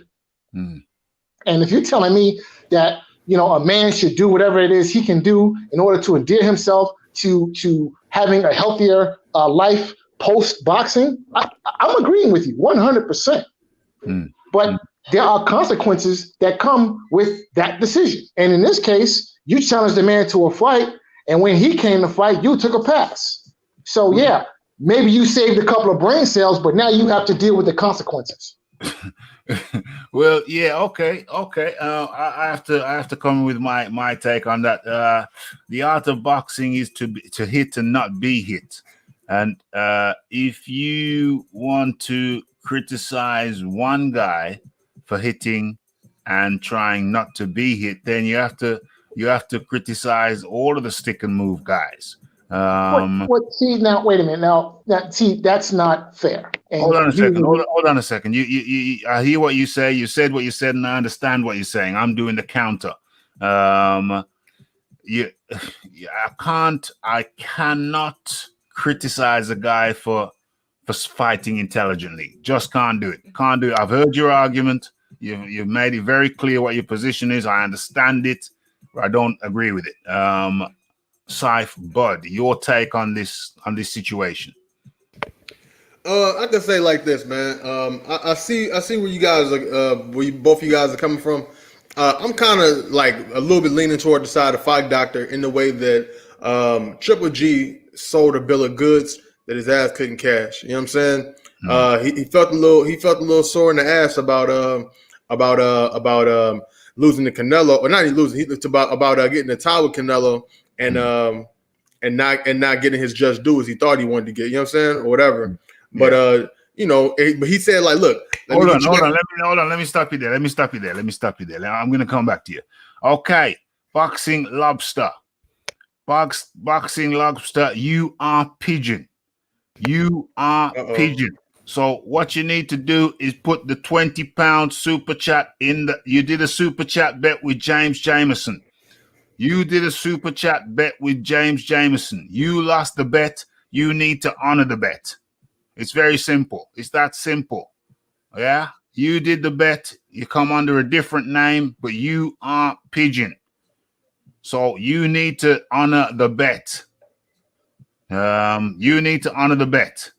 Okay. So I'm going to put you on a timeout.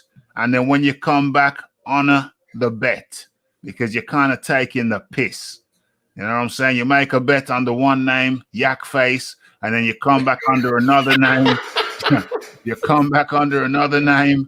No, now you're taking the piss. So I'm going to put you on a timeout. When you come back, you honor the bet. It was a £20 bet. You back Pulev. So, you know, I had a sense, I had a feeling. Okay, you're putting you on timeout when you come back under the bet. Where are we? Time. That's rubbish, man. That's rubbish. You got to honor your bets, dog. You got to honor it. You know, we don't cater for what is that? Welshers. You know, people who Welsh on bets. We don't cater for that over here. You honor the bet. You got to run up on you and break that thumb down, homie. You can't do that, man. Can't do that around here. Okay, sorry. Carry on, Saif Bud. But no, I'm gonna make it short with that one, man. All I'm saying is, you know, Triple G sold a bill of goods. His ass couldn't cash, man. He said he wanted to get back in there in the ring with Canelo, you know, bang it out, you know, Mexican style. He was talking big, you know what I'm saying, big stuff as well too. Talking about like, hey, you ran the whole time. You know what I'm saying? He even brought his nationality into it. Talking about, I'll fight you Mexican style. That's like saying I'm gonna go to your block and bang what you bang harder than what you bang, and I ain't even from over there. So I mean, naturally, that's gonna give you know, the other fighter you know, the inclination to want to go ahead and match you. You know what I'm saying, for what you're saying that you can do. You know what I'm saying? And now if Triple G would have been, you know, got into the ring with him and just pulled out a totally different game plan, then I'd say, yeah, you know what, Triple G was smart. He fought smart. He didn't go in there and bang it out with Canelo Alvarez. He knew he had a better game plan.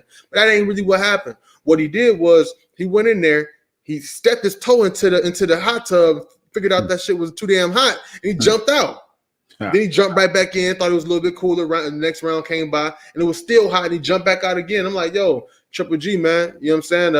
You're not looking like yourself. You know what I'm saying? And believe it or not, that's how a lot of the referees judge these fights, man. They look like, okay, especially at the championship level, they assume that the champion has a certain characteristic and a certain personality to his approach of fighting. And when you can take that champion out of its element, it's easier to tell whose will is being implemented in the fight more than the other person. You know what I'm saying? And Triple G wasn't looking like Triple G when they fought the second time with Canelo, man. He looked like homie said. He looked like he wanted to do a Pernell Whitaker move. You know what I'm saying? And ain't nothing wrong with Pernell Whitaker. Pernell Whitaker is that guy, but that's how Pernell Whitaker fight. Okay, so since we're talking about smarts and whatnot, I can think of a comparable. Well, I can think of a situation. I'll get you guys' take on it. Okay, so Fight Doctor. What did you think of Sugar Ray Leonard? What's in a sentence? What do you think of Sugar Ray Leonard? Great. In a sentence, what do you think of Marvin Hagler?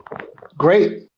Okay. What did you think of the situation where Sugar Ray Leonard was umming and ahhing about fighting Marvin Hagler, and then he had a big do, black jacket, black tie affair, and invited Marvin Hagler to his the affair, and it was a big thing. There was TV cameras there, and everybody thought he was going to announce the fight with Marvin Hagler, and instead of that, what Sugar Ray Leonard did was he announced that he was retiring. What do you think about that, Fight Doc? Well, on the surface, it looks like a huge diva move, to be completely honest.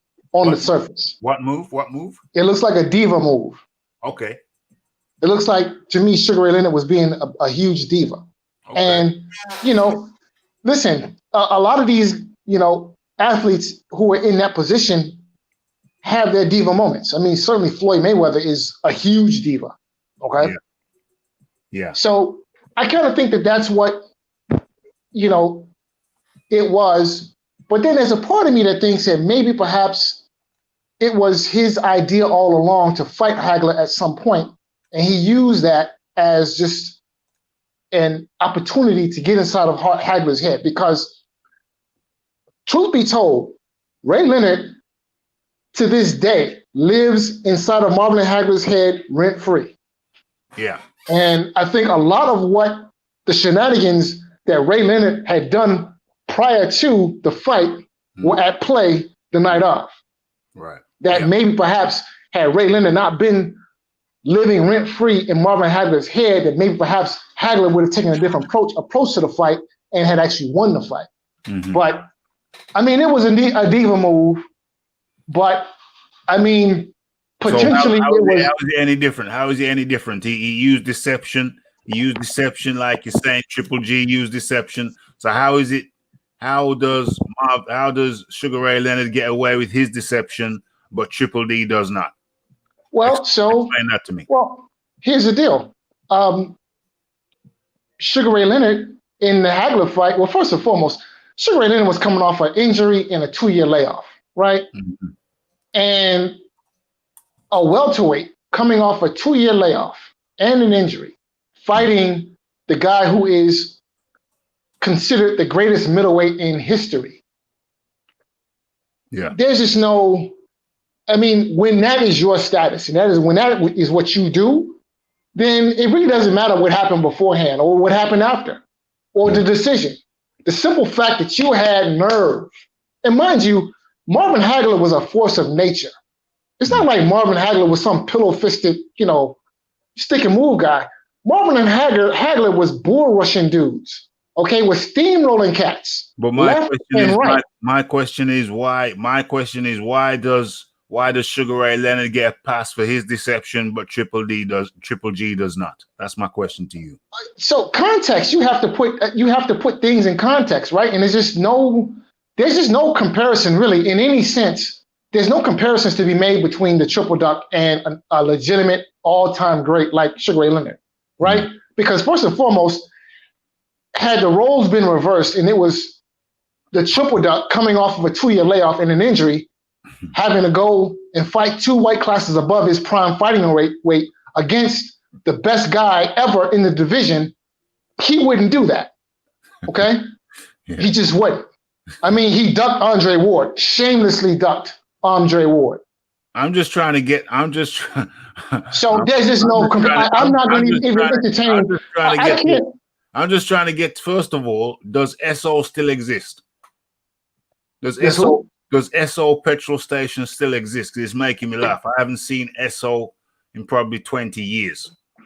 SO petrol station. SO. There used to be a petrol station called SO. Does that still exist? No? Yay? Nay? I don't know. I've never heard. I ain't never seen. I've never heard. Oh, you never had it in America? Okay, you used to have it in the UK. I forgot all about it. Now we got this pigeons come back as SO. So it made me laugh. I ain't heard of SO in 20 years, maybe even more. I suppose they've changed their name. They must still exist because they were really big. Okay, so sorry to interrupt you. Junior is up in the building. I haven't seen Junior up in here for a while. I understand what you're saying. SO Pigeon is one determined guy. Where's the 20 pound? I hear what you're saying. I understand what you're saying. I'm going to go over to Scythe Bud. Scythe Bud, same question. Why does Sugar Ray Leonard get a pass for his deception, but Triple G does not? Well, I put it like this, man.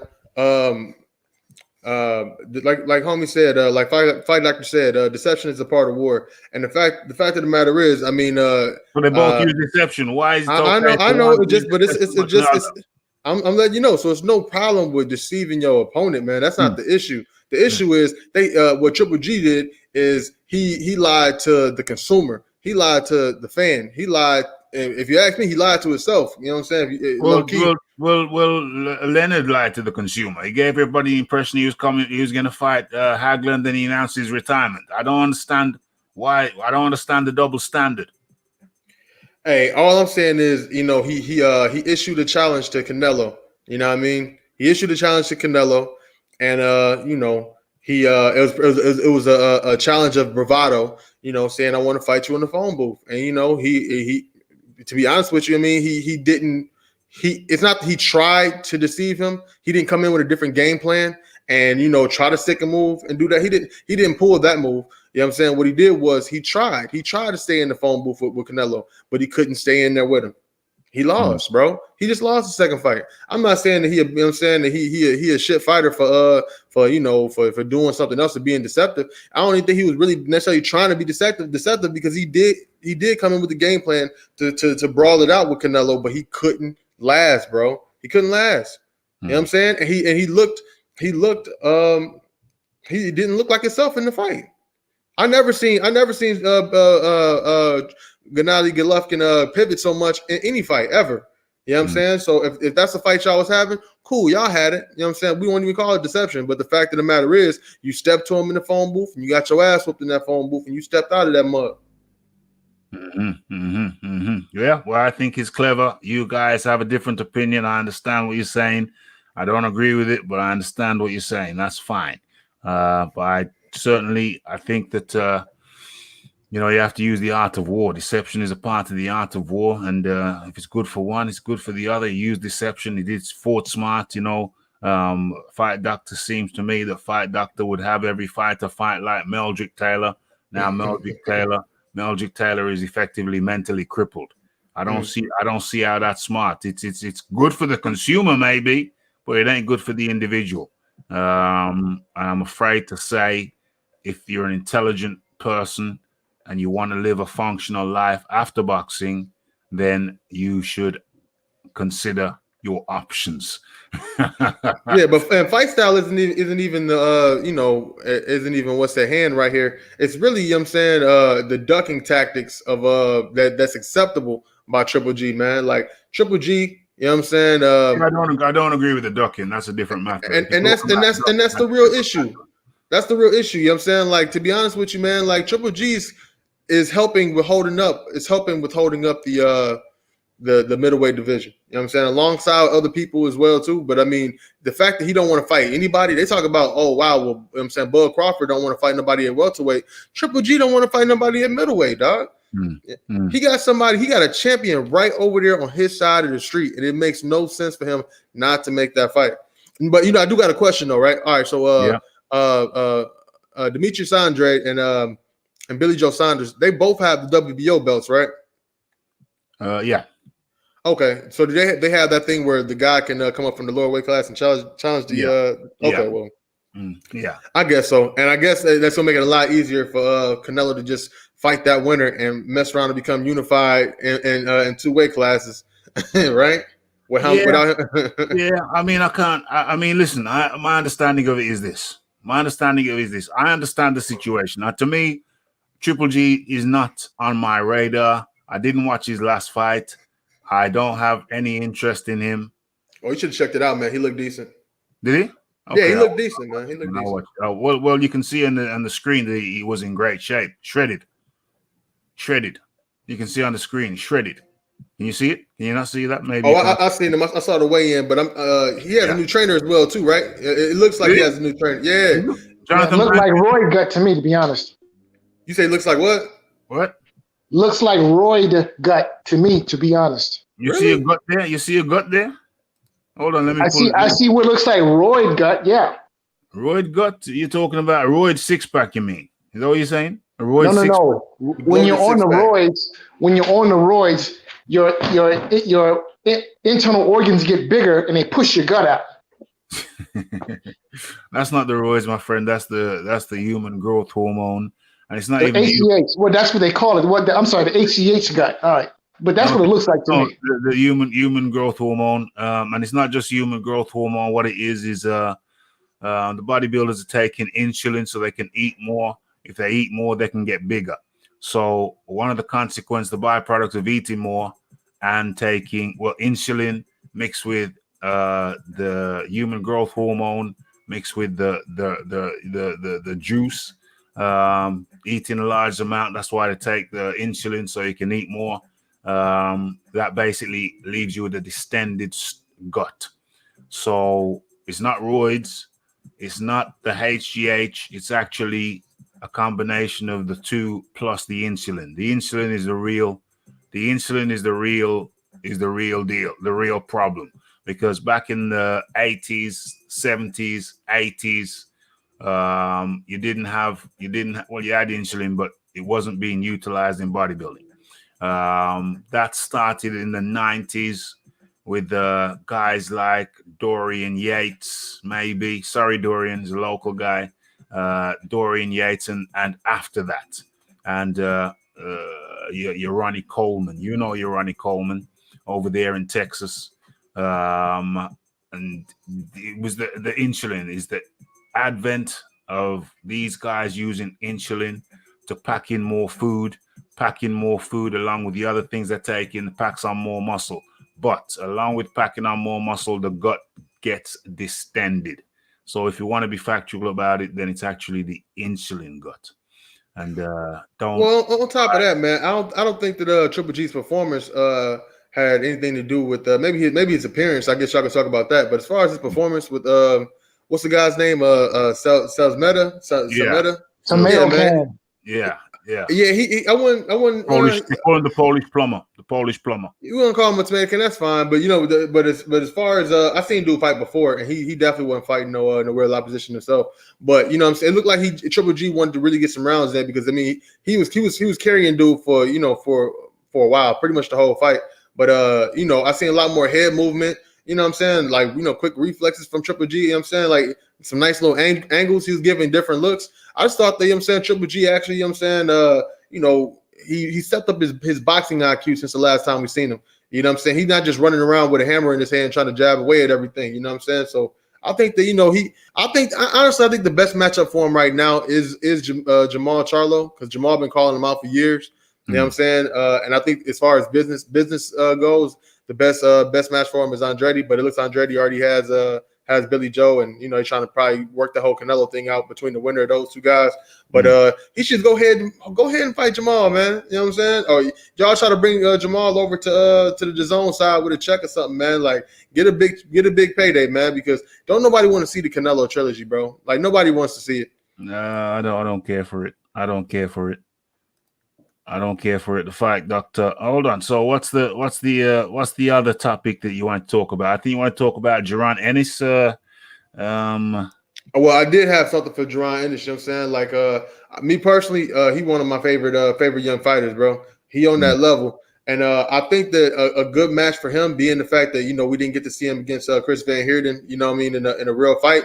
Yeah. He was going to tear his ass up though, man. I promise you.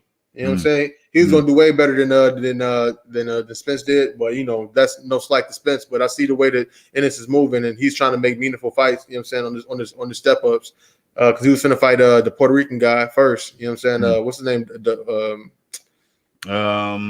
We're talking about Ennis. Delorme, was his name? Delorme. Yeah. Okay. He's a heavy hitter, so we just saw how strong Ennis's chin was in a fight against Delorme, and that's a former Terrence Crawford opponent. So that'd have been a good look either way it went. But it just wasn't in the stars for Ennis. But Ennis, I would like to see him fight Speedy Rashidi Ellis. You know what I'm saying? Another ranked young welterweight, and I think that'll be an interesting matchup. They should go ahead. They're both 23 years old. Let's get that fight in. You know what I mean? Because I'm so tired of just looking at the belts all the time, because these guys are doing more posturing than fighting, and I want to see the fights. And I think a fight between Jaron Ennis and Speedy Rashidi Ellis would be a damn good fight to see, man. Yes. The fight, Doctor. Yeah. I didn't see that fight. Okay. I actually missed that fight. It's 26 seconds, I think, or 2 minutes, something, 26 seconds, something like that. Head clash, nasty cut, and so they waved it off. Palumboism, Dave Palumbo. That's more of the when the gut gets big and the arms start to shrink. That's like that's what they call roid burn, where you've done too much over the years and your body you haven't taken a break and your body don't respond no more. So your arms get smaller, your legs get smaller, your ass gets smaller, your belly gets bigger. That is Palumboism, named after Dave Palumbo, or Jumbo Palumbo, as they call him, an American bodybuilder cat. He used to be huge, and then his body started to melt. Just took too much of the juice. Too juicy. Got way too juicy. Okay, so is there a topic that you want to touch on before we finish the fight, Doctor? No, I called in just so I could set the record straight where as far as the triple duck is concerned. That's all. I mean, I've never seen a guy get so much mileage out of having done so little. Okay, so you just come on. You haven't talked about it. You haven't got a chance to talk about it. So just give us your take on the Ring Magazine anointing. Hold on, let me pull this up. The Ring Magazine anointing a joint fighter of the year.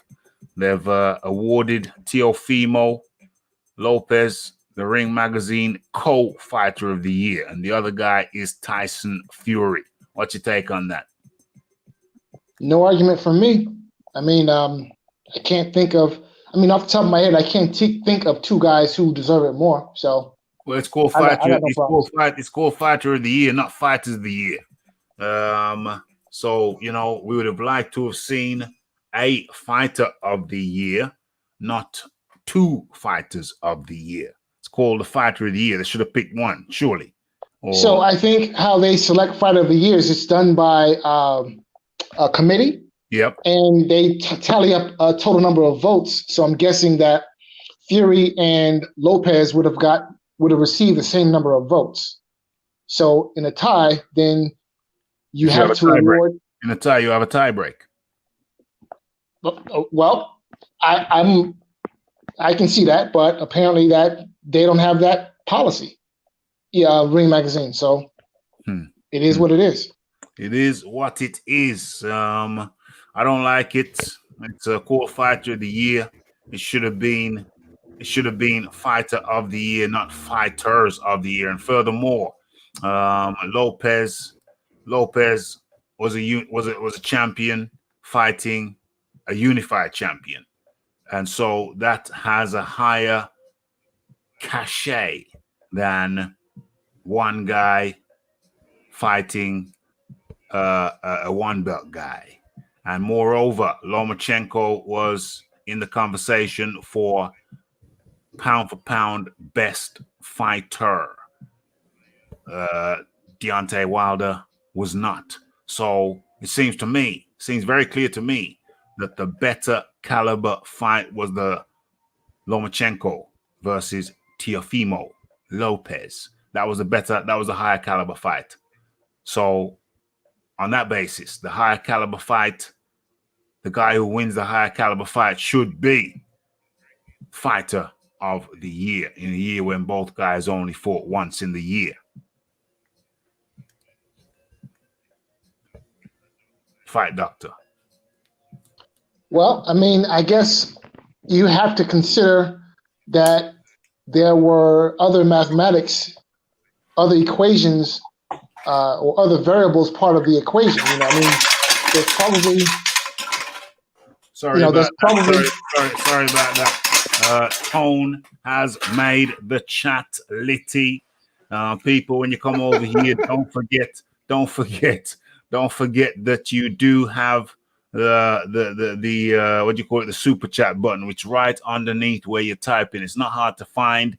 A cup of tea is £1 or $1. A cup of coffee is £2 or $2.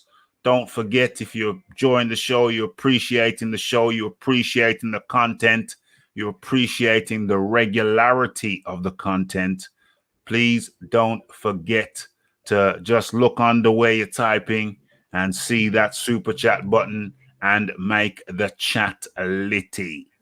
It don't take much. It don't take much. This is better than Netflix. You pay $8 or whatever for Netflix. If you pay half of that over here, I mean, don't feel embarrassed to hit that super chat button. Don't feel awkward about making the chat litty. So much appreciation goes out to Tone. Tone, you could have put a message in there as well, Tone. You know, he paid for it, you know, so boom. Much appreciation goes out to Tone, who joins the Super Chat Dominators category. Much appreciated. Back to the fight, Doctor. So, yeah, there's probably some other variables that you haven't considered with regard to the mathematics that led up to the decision to award Tyson Fury and Teofimo Lopez Fight of the Year. So, I mean, as far as Americans are concerned, there's a bias towards the heavyweight division in this country. So that probably played a part. And then I guess you have to look at, you know, who on paper had the tougher fight. You know, Lomachenko. I think Easy. Well, Lomachenko lost. In terms of between, I mean Teofimo. Really? I mean, I don't know. He's up against the pound for pound number one. He's a number one contender. Wait. Easy. Yeah. Lomachenko has never been pound for pound anything. Pound for pound hype job. That's about it. Okay. But the man belongs nowhere near pound for pound number one because he's done nothing. Who's the better quality fighter, Lomachenko or Deontay Wilder? Because Tyson Fury beat Deontay Wilder. Teofimo Lopez beat Lomachenko. So who beat the better caliber fighter? Well, I tell you what. Let me answer this question. No. If you could just kindly answer the question that I asked you, that would be appreciated. Who beat the better caliber fighter? That would be Teofimo Lopez.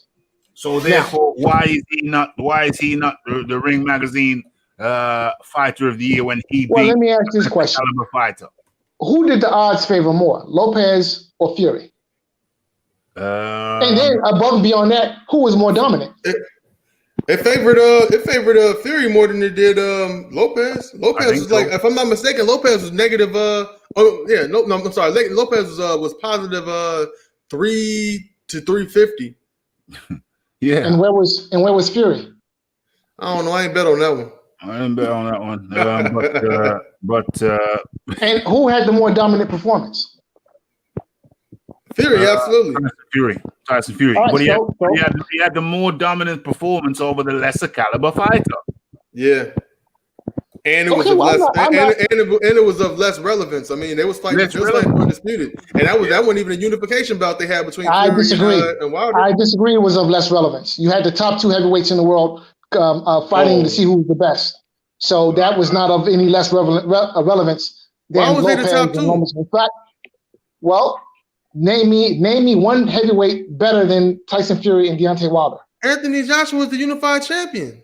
Anthony Joshua just got knocked out by Andy Ruiz. So what are we talking about? We talking about the. I'm sorry. Go ahead. At that time, he did slip down because he'd lost to Ruiz.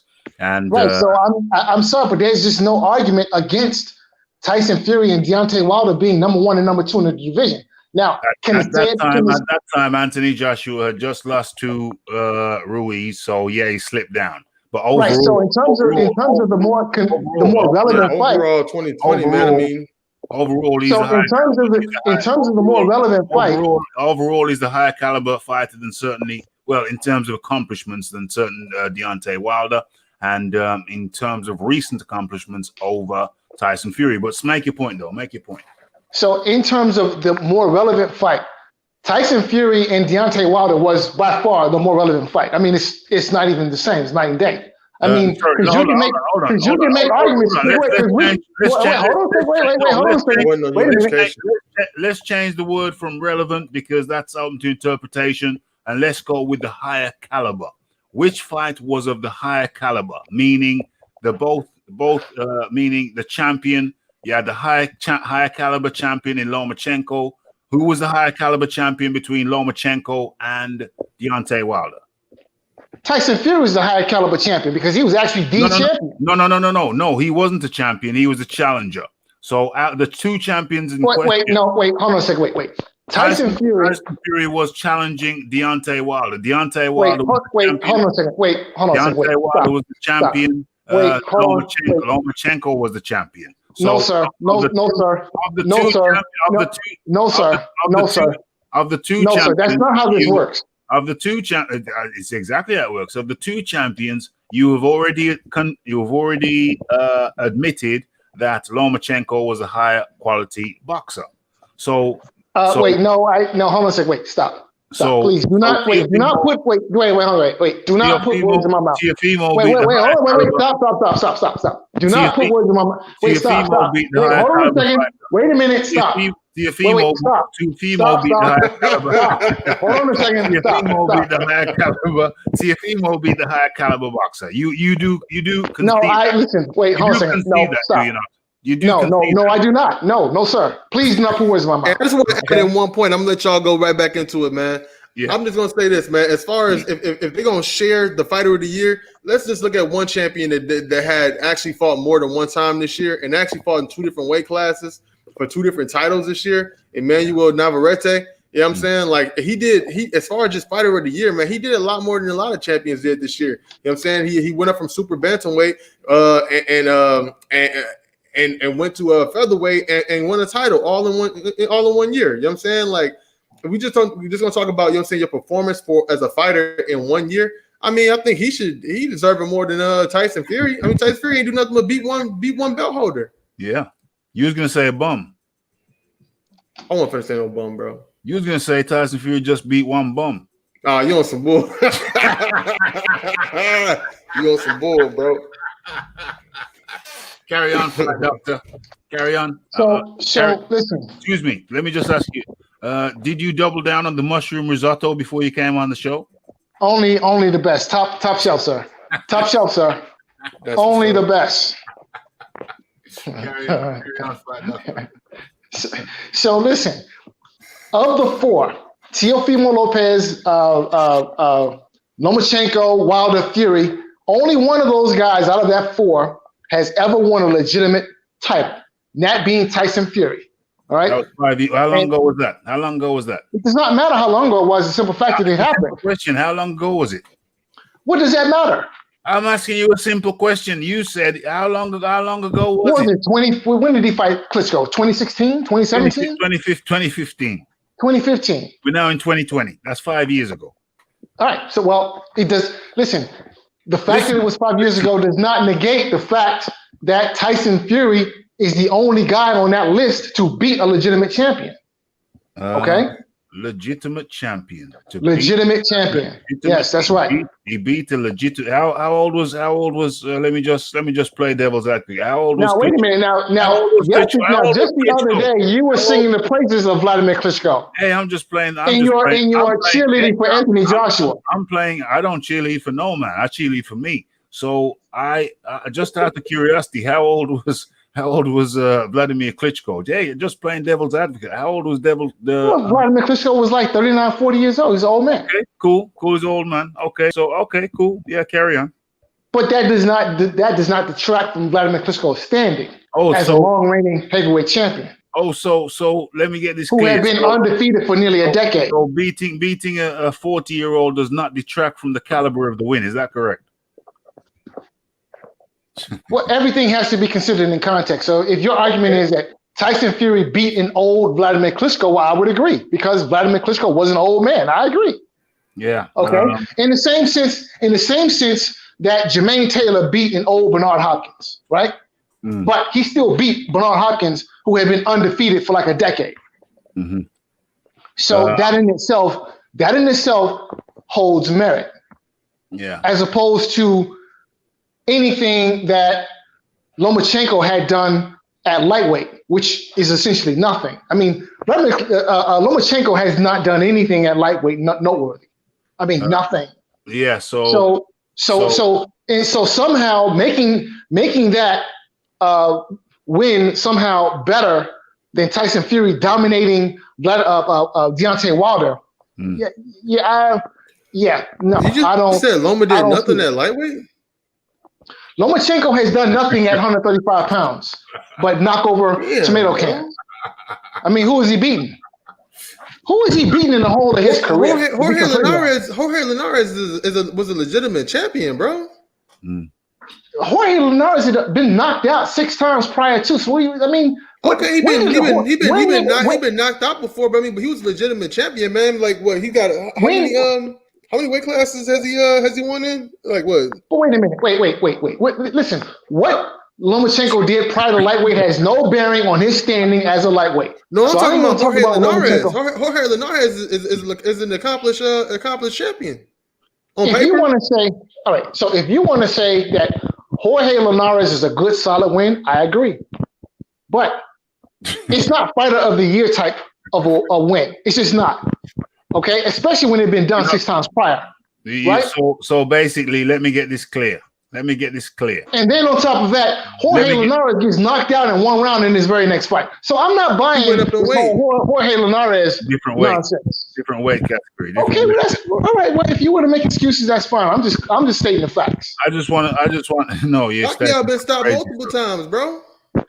Jorge Linares is not Manny Pacquiao. What are you talking about? I'm just saying, though, like to say, it's the same principle. To say that a dude, a champion ain't worth shit if he got knocked out before. I mean, it is not the same principle. And beating Jorge Linares does not make you a great fighter. It doesn't make you a greater lightweight. It just doesn't. I'm sorry.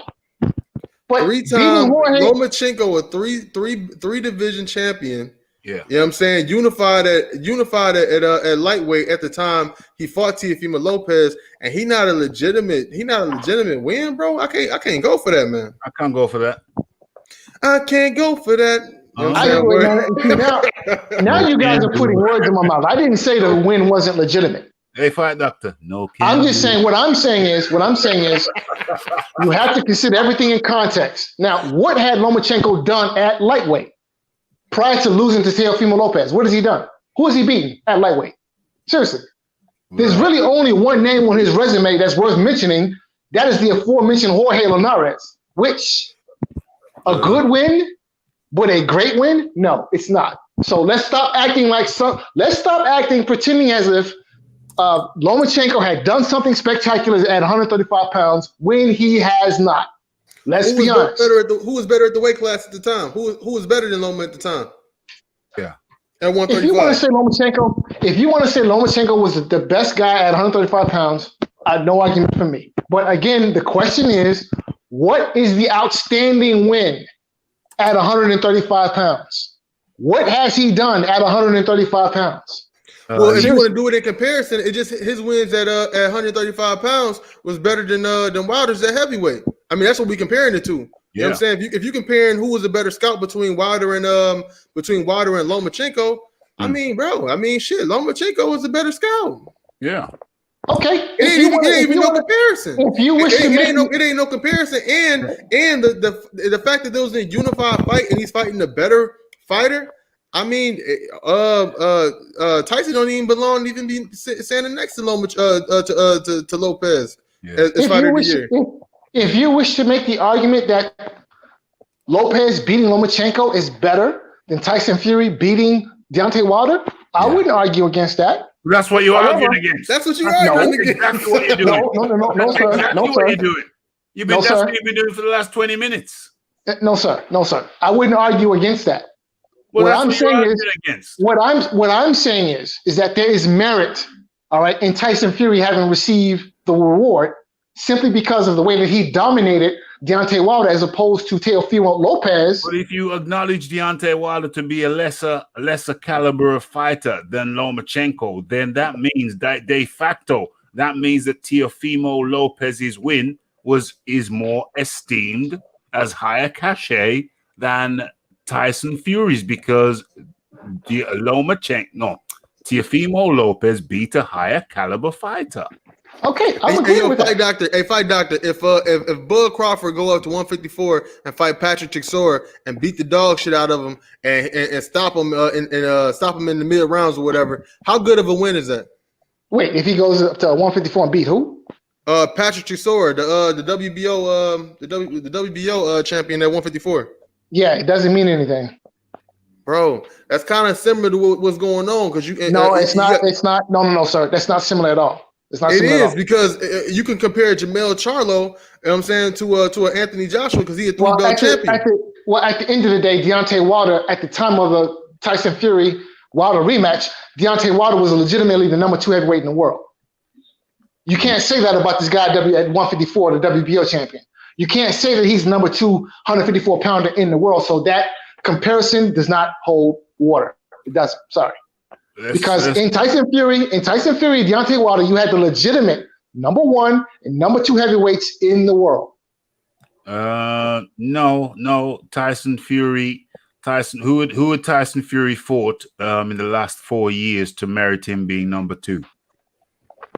As a matter of fact, that's actually the silver bullet. Who had Tyson Fury beat to merit him in the last 4 years to merit him being number 2? Well, listen, if I'll you wish to answer the question. The only thing Tyson Fury did was nothing to merit being number 2. Nothing. Okay, and listen, if that's your argument, fine. I wouldn't necessarily argue against it. All right, but in my view, in Tyson Fury, Deontay Wilder rematch, you had the top 2 heavyweights in the world. Now, if you wish to argue, how could he be number 2 when who did he beat to be number 2? Who did Vladimir Klitschko is who he beat. No. The 5 year previous and retiring. No, that don't cut Vladimir Klitschko is who he beat 5 years ago. I'm sorry. Listen, I'm sorry, but just because a guy takes some time off, that doesn't mean that his accomplishments that happened prior to him taking time off go away. They don't. They kind of do. No, they do not. No, sir. So listen, if it's your argument, 5 years ago and then come back, that doesn't carry over.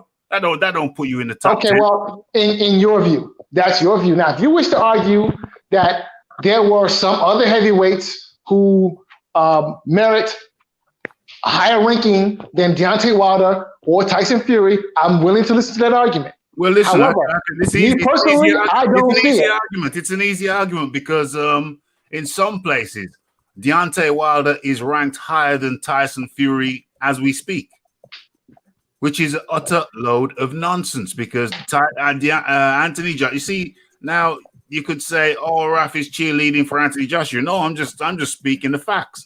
Anthony Joshua is the unified champion.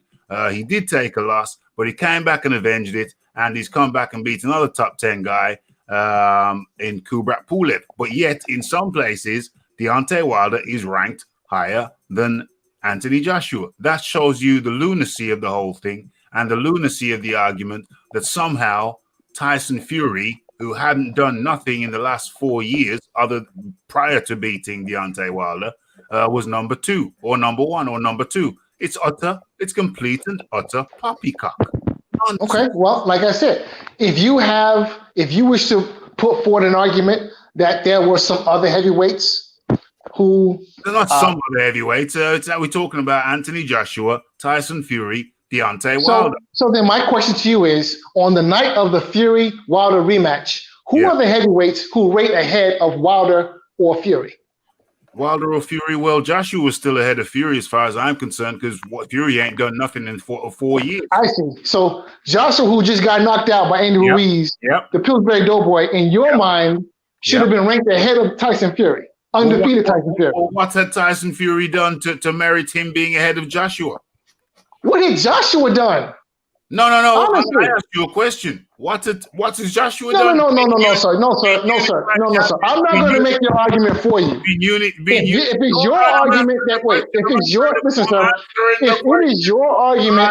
somehow Joshua should be ahead of Tyson Fury, then make your case. I'm listening.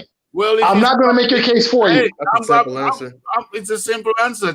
I'm listening. It's a simple answer. Anthony Joshua had been unified champ for the last 3 years. Who did he beat? Silly question. It's easy to answer. Who did he beat? Charles Martin. Really? Seriously? Charles Martin? Who else? A guy you may have heard of, Vladimir Klitschko. Wait, the same Vladimir Klitschko who lost to Tyson Fury in his previous fight? That guy? Drugged up Tyson Fury. Tyson Fury should have been banned. Joseph Parker, you heard of that guy? Joseph Parker, yeah. Right. Okay. Right. And who else? Another guy you may have heard of, Alexander Povetkin. Okay. Easy work. Easy work. That's the best you can do. Now, the same question applies to you. Who has Tyson Fury beat in the last 4 years? Tyson Fury beat the guy who beat all of those guys. No. That was 5 years ago. That was doesn't 5 matter. years ago. That You thought that wasn't the question. That wasn't the question. The question you asked, what has Tyson Fury done? I just answered your question. Your accomplishments 5 years ago don't carry Vladimir on. Vladimir Klitschko beat Pulev before Joshua did. Vladimir Klitschko beat who else did he beat? Who else he beat? He didn't. Did he fight? He didn't fight the other guy, the other tomato can that Joshua knocked over. Tomato can. Which is essentially. I can't make your argument for you. I can't make your argument. Listen, the Charles Martin. That's not even worthy of addressing. Honestly, I mean that was a joke. Yeah, it's not my fault that he was. It's not my fault that he was world champion. He was world champion, and people didn't know how that was going to. Charles Martin was not a world champion. There's one world, therefore there can only be one world champion. That's nonsense. There's many universes. You call this a world, whatever. There's only one planet Earth. There's only one planet Earth. And there can only be one champion in a given weight class. But who recognizes them? Recognized by whom?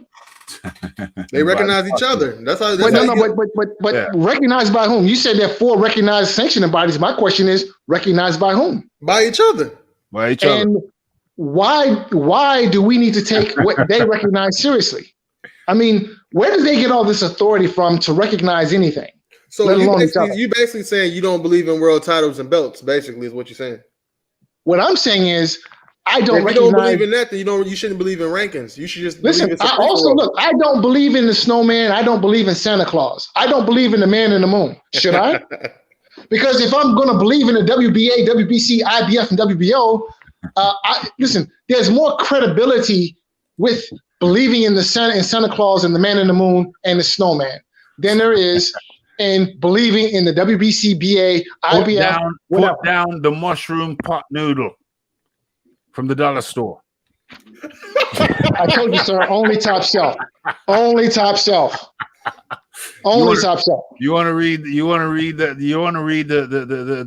ingredients of them dollar store pot noodles, bro. You need to only top shelf, sir. Only top shelf. You need to go organic, my friend. You need to go organic. Okay, so are you familiar with the band Iron Maiden? Rock band Iron Maiden from out of the UK? Heard of them. Okay, they had a song, and it was called "Can I Play with Madness?" And I think we played with madness again tonight. It's always entertaining for me. What's going on here? It's always entertaining for me. Let me go over so you have acknowledged that you finally acknowledged that Lomachenko is a higher caliber boxer than Deontay Wilder, and therefore Teofimo Lopez's win over Lomachenko is a higher caliber achievement than Tyson Fury's. So again, I asked the question. No. I'm just saying. I'm answering your question. I'm answering your question. You conceded that. You conceded. No, sir. I'm not. No, I'm not. You did. You have conceded that on multiple occasions. Again, context is important. Yeah. If the question is, there's only one context. Hold on a second. Wait a minute. Now you have acknowledged. You have acknowledged. No, I have not, sir. No, sir, I have not. No, sir, I have not. I suggest you have, and I suggest you re-listen to your statements. You have acknowledged that. Well, the issue is that my statements are taken out of context because I'm continuously being rudely interrupted by somebody who probably needs to take some mushrooms and smoke some of the green stuff. Okay. Some of the green stuff. Okay. Yes. Okay. Mellow out, sir. Y'all got some of that good stuff over there in the UK, man. What is it over there? We got the finest, man. We got the finest organics. You know what I'm saying? Roll one up. We got the finest organics over here, bro. I don't smoke the mushroom, and I don't eat the pot noodles. So I think, So if I may be allowed to clarify my earlier statements. Please do. Now, if we're going to consider Lomachenko overall within the context of his whole career, then yes, he's a higher caliber fighter than Deontay Wilder, only because he's come up the different weight classes. whereas Wilder has not had that opportunity. Okay. Of course, he's had the opportunity. Of course, he's had the opportunity. What are you talking about? Wilder has been a heavyweight his whole career. There is no weight class. There is no weight. There is no weight class. Resume. Good question. Again, I'm attempting to answer the question. If I could be allowed, please. If we consider Lomachenko's whole career, he's moved up weight classes. Okay, so I give that higher preference than a guy who's just fought in one weight class. Now, Deontay Wilder is a heavyweight, so he can't move up weight classes. Okay. Now, having said that, when I consider Lomachenko's resume at 135 compared to Wilder's, I don't see a lot of daylight between the two. Okay, because you don't see daylight between the two. Let me finish. Cephalus Fury, Lomachenko. Let me finish. Let me finish. I just want to refresh your memory. I know what Lomachenko's resume is at 135. Okay. I just want to refresh your memory on Tyson Fury's accomplishments. Cephalus Fury, Tom Schwartz, Pianetta, and Valine. Okay. How you doing, Lisa Bayliss? Up in the building. How are you? Good to have you up in here. The first lady of the Raphael Dawkins Combat Radio Show. Shout out to Lisa. Shout out to Lisa. Shout out to Lisa. So now, having said that, when I compare Lomachenko's resume at 135 to Deontay Wilder's resume at 135 at the heavyweight, there isn't a lot of daylight between the two. And what? Say what you will about Deontay. Let me finish. Say what you will about Deontay Wilder's opposition, but he has dominated his opposition. Whereas at 135, Lomachenko has barely got by. Okay, you know what? So as far as right now, I'm touching madness right now. Almost feels like I'm touching madness, but please carry on. So as far as who had the better scalp, well, I don't know. So again, I'm looking at Lomachenko, his resume at 135, and I'm asking the question: what has the man done at the weight? Okay, well, and everyone keeps talking about Jorge Linares. I didn't realize that beating Jorge Linares puts you on somebody's all-time great list. But if you don't recognize a pound for pound, arguably a pound for pound top 3 for sure, arguably a pound for pound number 1. If you can't recognize that, then you know what. Orlando Salido. What about him? Your pound for pound top 3 guy. Listen, if Lomachenko is to be considered pound for pound top 3, then Orlando Salido should be pound for pound number 1. That's not how it works, bro. It's not. That's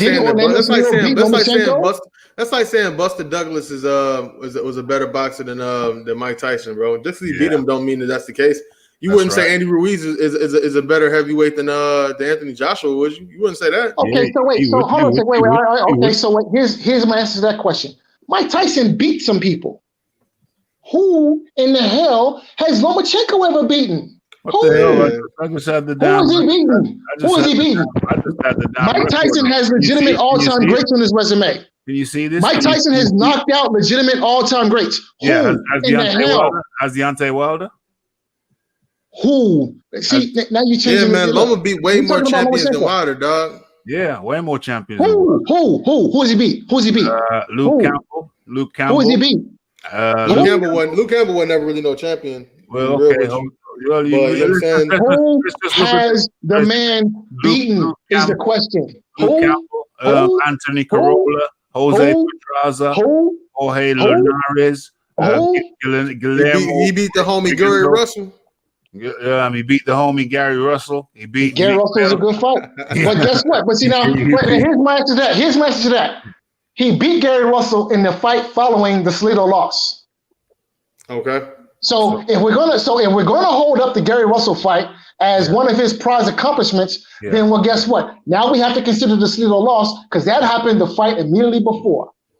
So again, what has this guy ever done in the whole of his career? Listen. He beat Lomachenko. His two standout fights are Orlando Salido and Teofimo Lopez, both losses. So how is this guy pound for pound number 3 to what? For having done what? He beat Luke Campbell. He beat Anthony Corolla. He beat Jose Pedraza. Which fight put him on the pound-for-pound list? He beat Jorge Linares. He beat Guillermo Rigondeaux. He beat Miguel Miriaga. Jason Sosa. Who else? Where are we? Bro, the fact of the matter is, man, we're not comparing Tyson Fury's resume to Lomachenko. We're comparing Deontay Wilder's resume to Lomachenko, man. Yeah. And if you could tell me who Deontay Wilder beat, you know what I'm saying, just to match, you know what I'm saying, the highlighted fighters that Loma beat, you know what I mean? No, my question is, what has Lomachenko done at 135? Who has he beat? Well, who did he beat? Well, he's basically the point that's being made is that he was a pound for pound top 3. For having done what? Well, how do you get to pound for pound top 3? I mean, does beating Gary Russell Jr. put you in the top of pound list? Seriously. You're talking about people interrupting you, but you continue interrupting people. So what we're saying is that I'm saying is that he's a pound for pound top 3, arguably pound for pound top numero uno or numero duo, numero tres. Take your pick where you want to place him. But my question is, how does a guy be interrupting? You're talking about people interrupting you, continually interrupted. So he's acknowledged to be pound for pound in the pound for pound top 3 at least. If you want to, you can push it back and say pound for pound top 5. If you're saying everybody else is wrong and you're right, then that's perfectly fine. You know what I'm saying? But clearly, it doesn't stand up to logic. The man became so. Yeah, I mean, so the next question is, well, who has Deontay Wilder beat that you would compare him, you would have him over Lomachenko? Who was Deontay Wilder beat that you would put him over Lomachenko? Again, my whole argument is. No, that's the question. That's the question. I'm answering your question. Yeah. So now, give me a second. Let me answer your question. Okay. My whole argument is the point that I'm trying to make. Don't answer a question with a question, though. Carry on. My whole argument is the point that I'm trying to make is what has Lomachenko done at 135 pounds that puts him above and beyond what Deontay Wilder has done at heavyweight? Okay, so what has Deontay Wilder done at heavyweight? Deontay Wilder has demolished. Who he beat? Who's his best win? That's the real question, because the best win that Loma got is Linares on paper. He a 4-division champion. You know what I'm saying? Wilder has the 2 wins over Ortiz and the draw with Fury. Who the hell is Luis Ortiz really though, except for a contender, bro? He beat. Don't tell me Luis Ortiz at the end of the day. At the end of the day, Luis Ortiz is undefeated. Jorge Linares have been beaten 6 times. So what are you talking about? How so you trying to tell me? You trying to tell me that it's the losses that make the fighter and not the wins, not the accomplishments? Everybody lose. No, what I'm trying to say is that beating Jorge Linares was not a great win. I'm sorry, it just doesn't. All right. And when you put it in context, it does not separate Lomachenko from what Deontay Wilder managed to do at heavyweight. I'm sorry. It does not. Trying to say Luis Ortiz is a better win than Jorge Linares, basically, right? No, what I'm trying to say is Deontay Wilder's body of work overall at heavyweight is comparable to Lomachenko's body of work at lightweight. And he don't even got the best. He don't got the better win over Loma. He just has the better career. That's what you're saying. What I'm saying is Lomachenko's body of work at 135 is not superior to Wilder's body of work at heavyweight. So as far as single win accomplishments, who would you say has the best win though? That's what I'm trying to say. Honestly, I don't know, because I don't really rate the Lopez win. Was it a good win? Yes. Was it a great win? No, it wasn't. We're talking about Loma, not Lopez. Lopez. Now, Lopez beating Lomachenko, is that better than anything that Wilder has done at heavyweight? Yes, I would argue that it is. Yeah. Yeah. You see, the comparison is between Loma and Wilder, not between Teo and Fury. Like, keep those guys out. We only keeping it to 2 fighters. So then, all right. So now, if the question is who has the better body of work in their respective divisions, 135 and heavyweight, then I would say there isn't a lot of daylight between Wilder and Lomachenko at 135. That's the argument I'm making. Lomachenko's resume at 135 is not superior to Wilder's resume at heavyweight. It isn't, because beating a guy in what's his name? What's his name? What are we talking about? Linares. Beating Linares, a good win, a solid win, but not a great win. I'm sorry, it just wasn't. It wasn't a great win. He beat a 4-division champion, bro. When he beat Linares, he beat a 4-division champion. And if you move up from the weight class, you bound to get knocked the fuck out sooner or later. Excuse me. You bound to get knocked out sooner or later. Okay. Listen, if you want to argue that beating Linares was a good win, I agree. It was a good win. It wasn't a great win. And it wasn't, and it's not enough by itself. What's Deontay Wilder's best win? What's Deontay Wilder's best win? Wilder has the win over Ortiz. Luis Ortiz ain't nobody. He ain't nobody. He could have been. He's a talented fighter, but he ain't nobody. Again. You guys are not Luis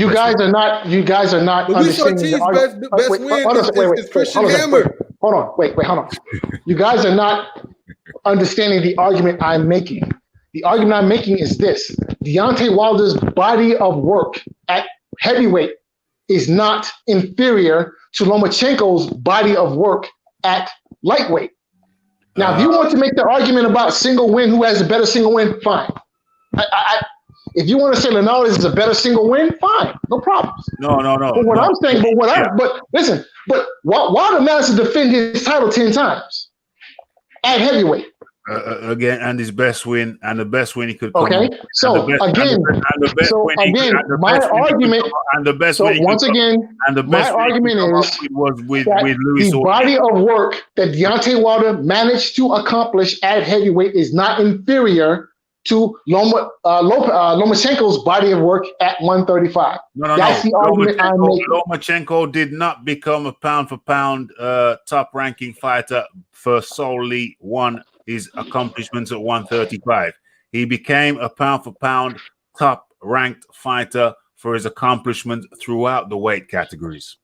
Pardon me. Lomachenko has never been on the top of any pound-for-pound, any credible pound-for-pound list.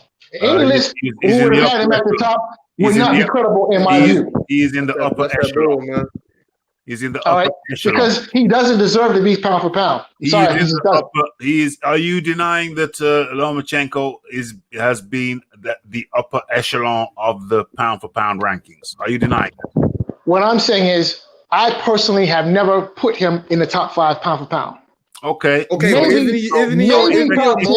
Maybe. So ultimately, you are saying that Deontay Wilder and Lomachenko are comparable in their accomplishments. What I'm saying is, the argument that I'm making is that Lomachenko's body of work at 135 is not superior to Wilder's body of work at heavyweight. And Wilder managed. Let me finish, please. Let me finish. Wilder managed to defend the title at heavyweight 10 times. This has to be considered because that's part of his body of work. Now, if you wish to question his quality of opposition, listen, you're preaching to the choir. However, the fact that he was able to defend his title 10 times at heavyweight holds merit. Okay. Whether you wish to acknowledge it or not. My question is very simple, and you keep on ducking the question. My question is very simple. Is my understanding correct that you say that Deontay Wilder's accomplishments and Lomachenko's accomplishments are comparable? Is that what you're saying? That's not what I'm saying. No, sir. No. So they are not comparable then. So you're saying they are not comparable. That's not what I'm saying. Well, I'll be more than happy to repeat my argument. The question is, are Lomachenko's accomplishments on par? No, are Deontay Wilder's accomplishments on par with Lomachenko's accomplishments? That was never the topic of discussion. I'm asking you now. The question I'm asking you now is Deontay Wilder's accomplishment? Do you consider Deontay Wilder's accomplishments to be comparable to Lomachenko's accomplishments? Overall, no. Okay, No. and that's it. That's it. No, sir. That's not it. That was never the argument I was making. Your red herring notwithstanding. That was never the argument I was making. No, because we're coming to the end of the show. So that's the question I asked you, and you just answered it. The Deontay Wilder's accomplishments are not comparable to Lomachenko's accomplishments. Therefore, de facto, Teofimo Lopez's win over Lomachenko is superior to Tyson Fury's win over Deontay Wilder. Well, only from the Lomachenko fanboys crowd. Okay, well that's fine. That's fine. If you wish to cheerlead for Lomachenko, if you wish to have Lomachenko atop your pound for pound list like a good cheerleader, then that's fine. No problem. What is it? I understand that Lomachenko has his super fans. Well, what is it? Am I what's his name? A fanboy? I don't know. You have to answer that question. No, am I a cheerleader for Anthony Joshua or am I a cheerleader for Lomachenko? Please tell me. I mean, you can't be both, surely. Well, I don't know. What day of the week is it? Because it seems to me like you alternate. Okay. And I guess on Monday you are a Lomachenko fanboy. So maybe tomorrow you switch back to Anthony Joshua. I don't know. I don't do a show on a Tuesday. Come on, that's gonna have to be Wednesday. I'll just add this real quick, man. And Loma's last 12 championship appearances. You know what I'm saying? He's 11-1. You know what I'm saying? So he was in 11 straight championship fights where he did win. You know what I'm saying? So that's more than what the Wilder did at heavyweight. You gotta add all of the weight classes up for Loma, man, because like you said, Wilder's not going up in weight class. He's a heavyweight, so you got a different metrics going on.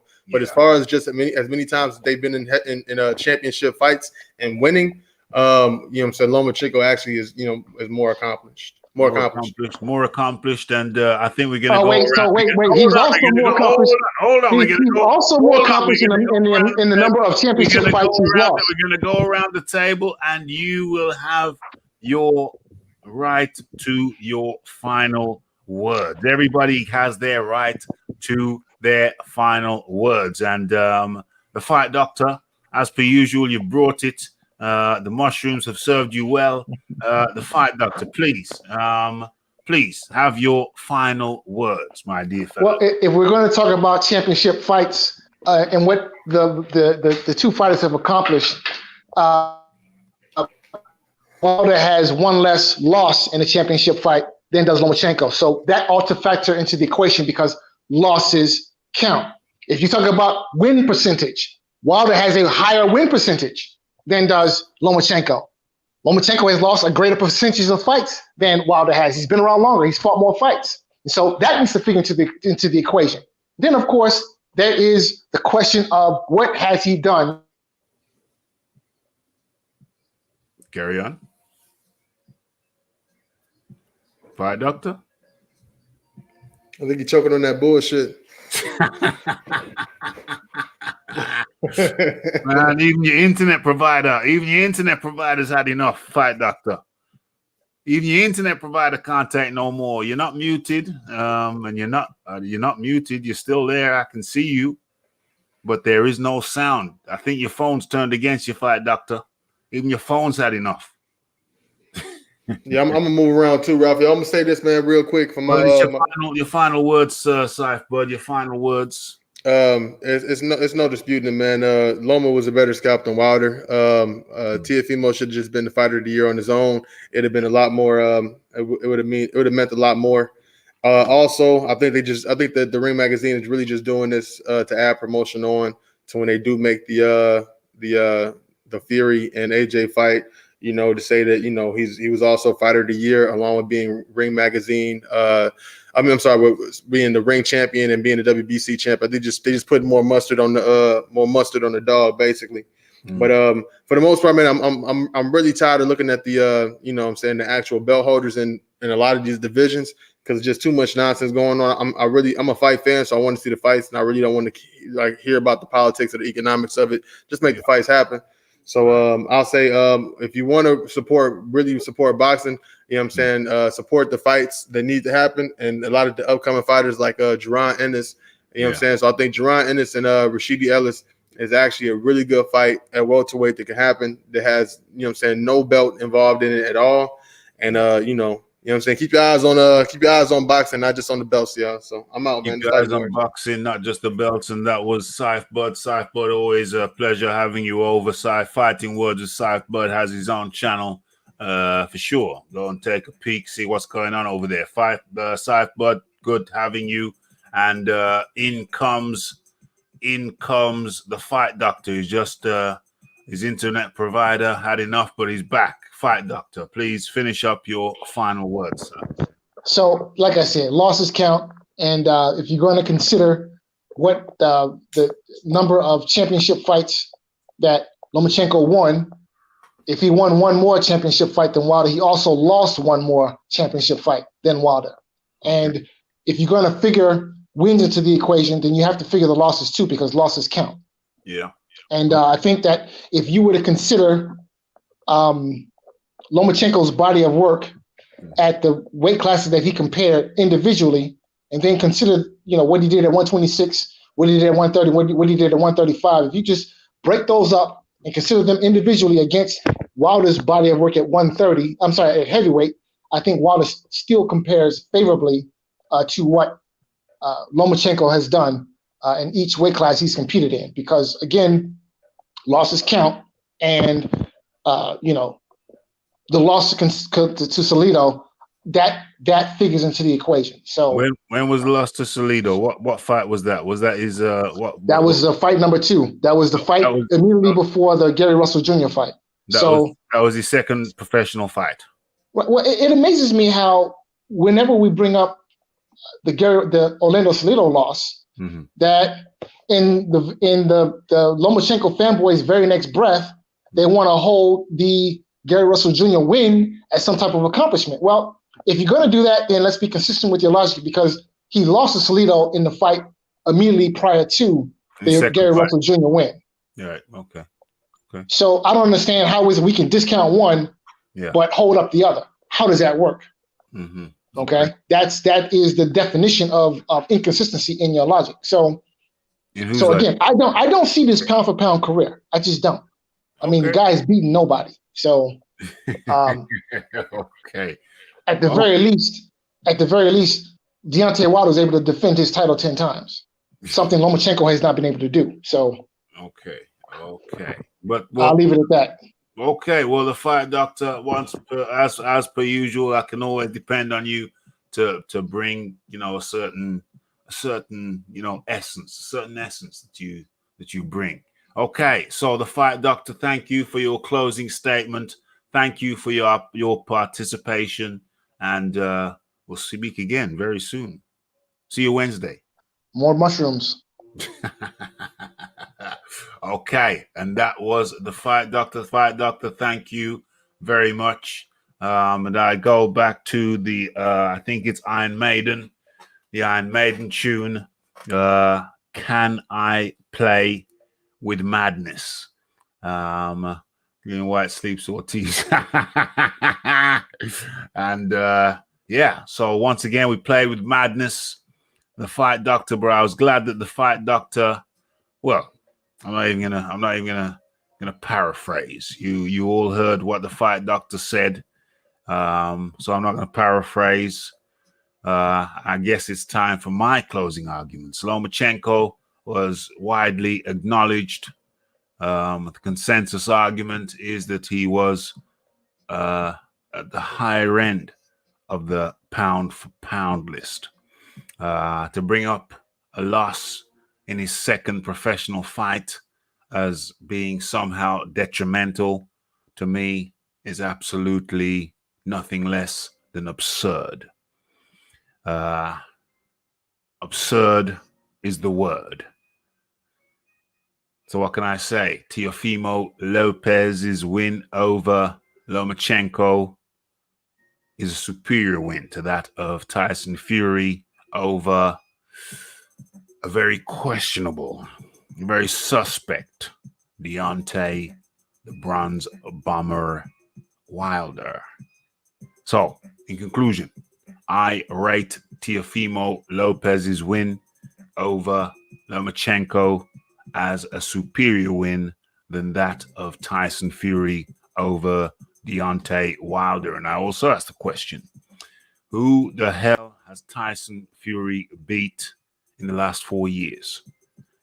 Fight Doctor says that his win over Vladimir Klitschko carries over and should have affected his ranking. So that meant that he was a legitimate number 1 or number 2. But I say, how the hell could Tyson Fury, at the time of his second fight with Deontay Wilder, be number 1 or number 2? Who the hell he beat? Who he beat? And at that point, he had beaten no about D in the last 3 or 4 years. So, to me, it's an open and shut case. What are we going on here? Heavyweight equivalent of Gary Russell. Yeah, who is the heavyweight equivalent of Nicholas Walters that Wilder beat? Who is the heavyweight equivalent of Gary Russell Jr. that Wilder beat? Who is the equivalent of Guillermo Rugandao that Wilder beat? There are none. I put it to you, there are none.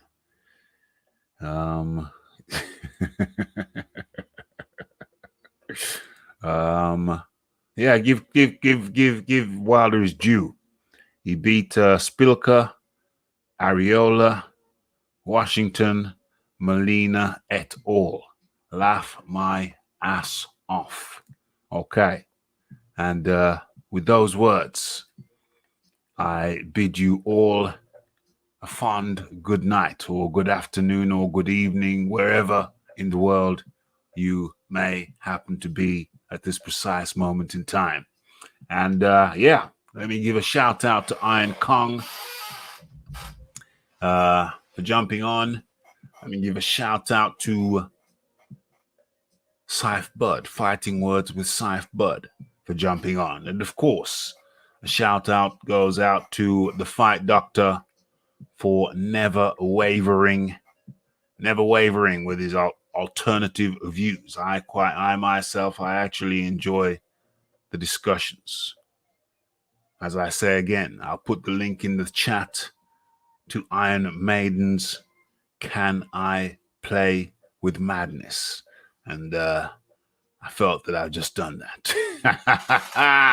OMG. Okay, folks, so that's it now. It's past midnight. It's past the witching hour. And we've covered a bunch of topics, a bunch of stuff. Harrison Scodier's Dustin Nichols, OMG. And so it's time to say goodnight to one and all. And much appreciation for everyone coming on. Much appreciation to everyone jumping on the panel. Everybody in the chat.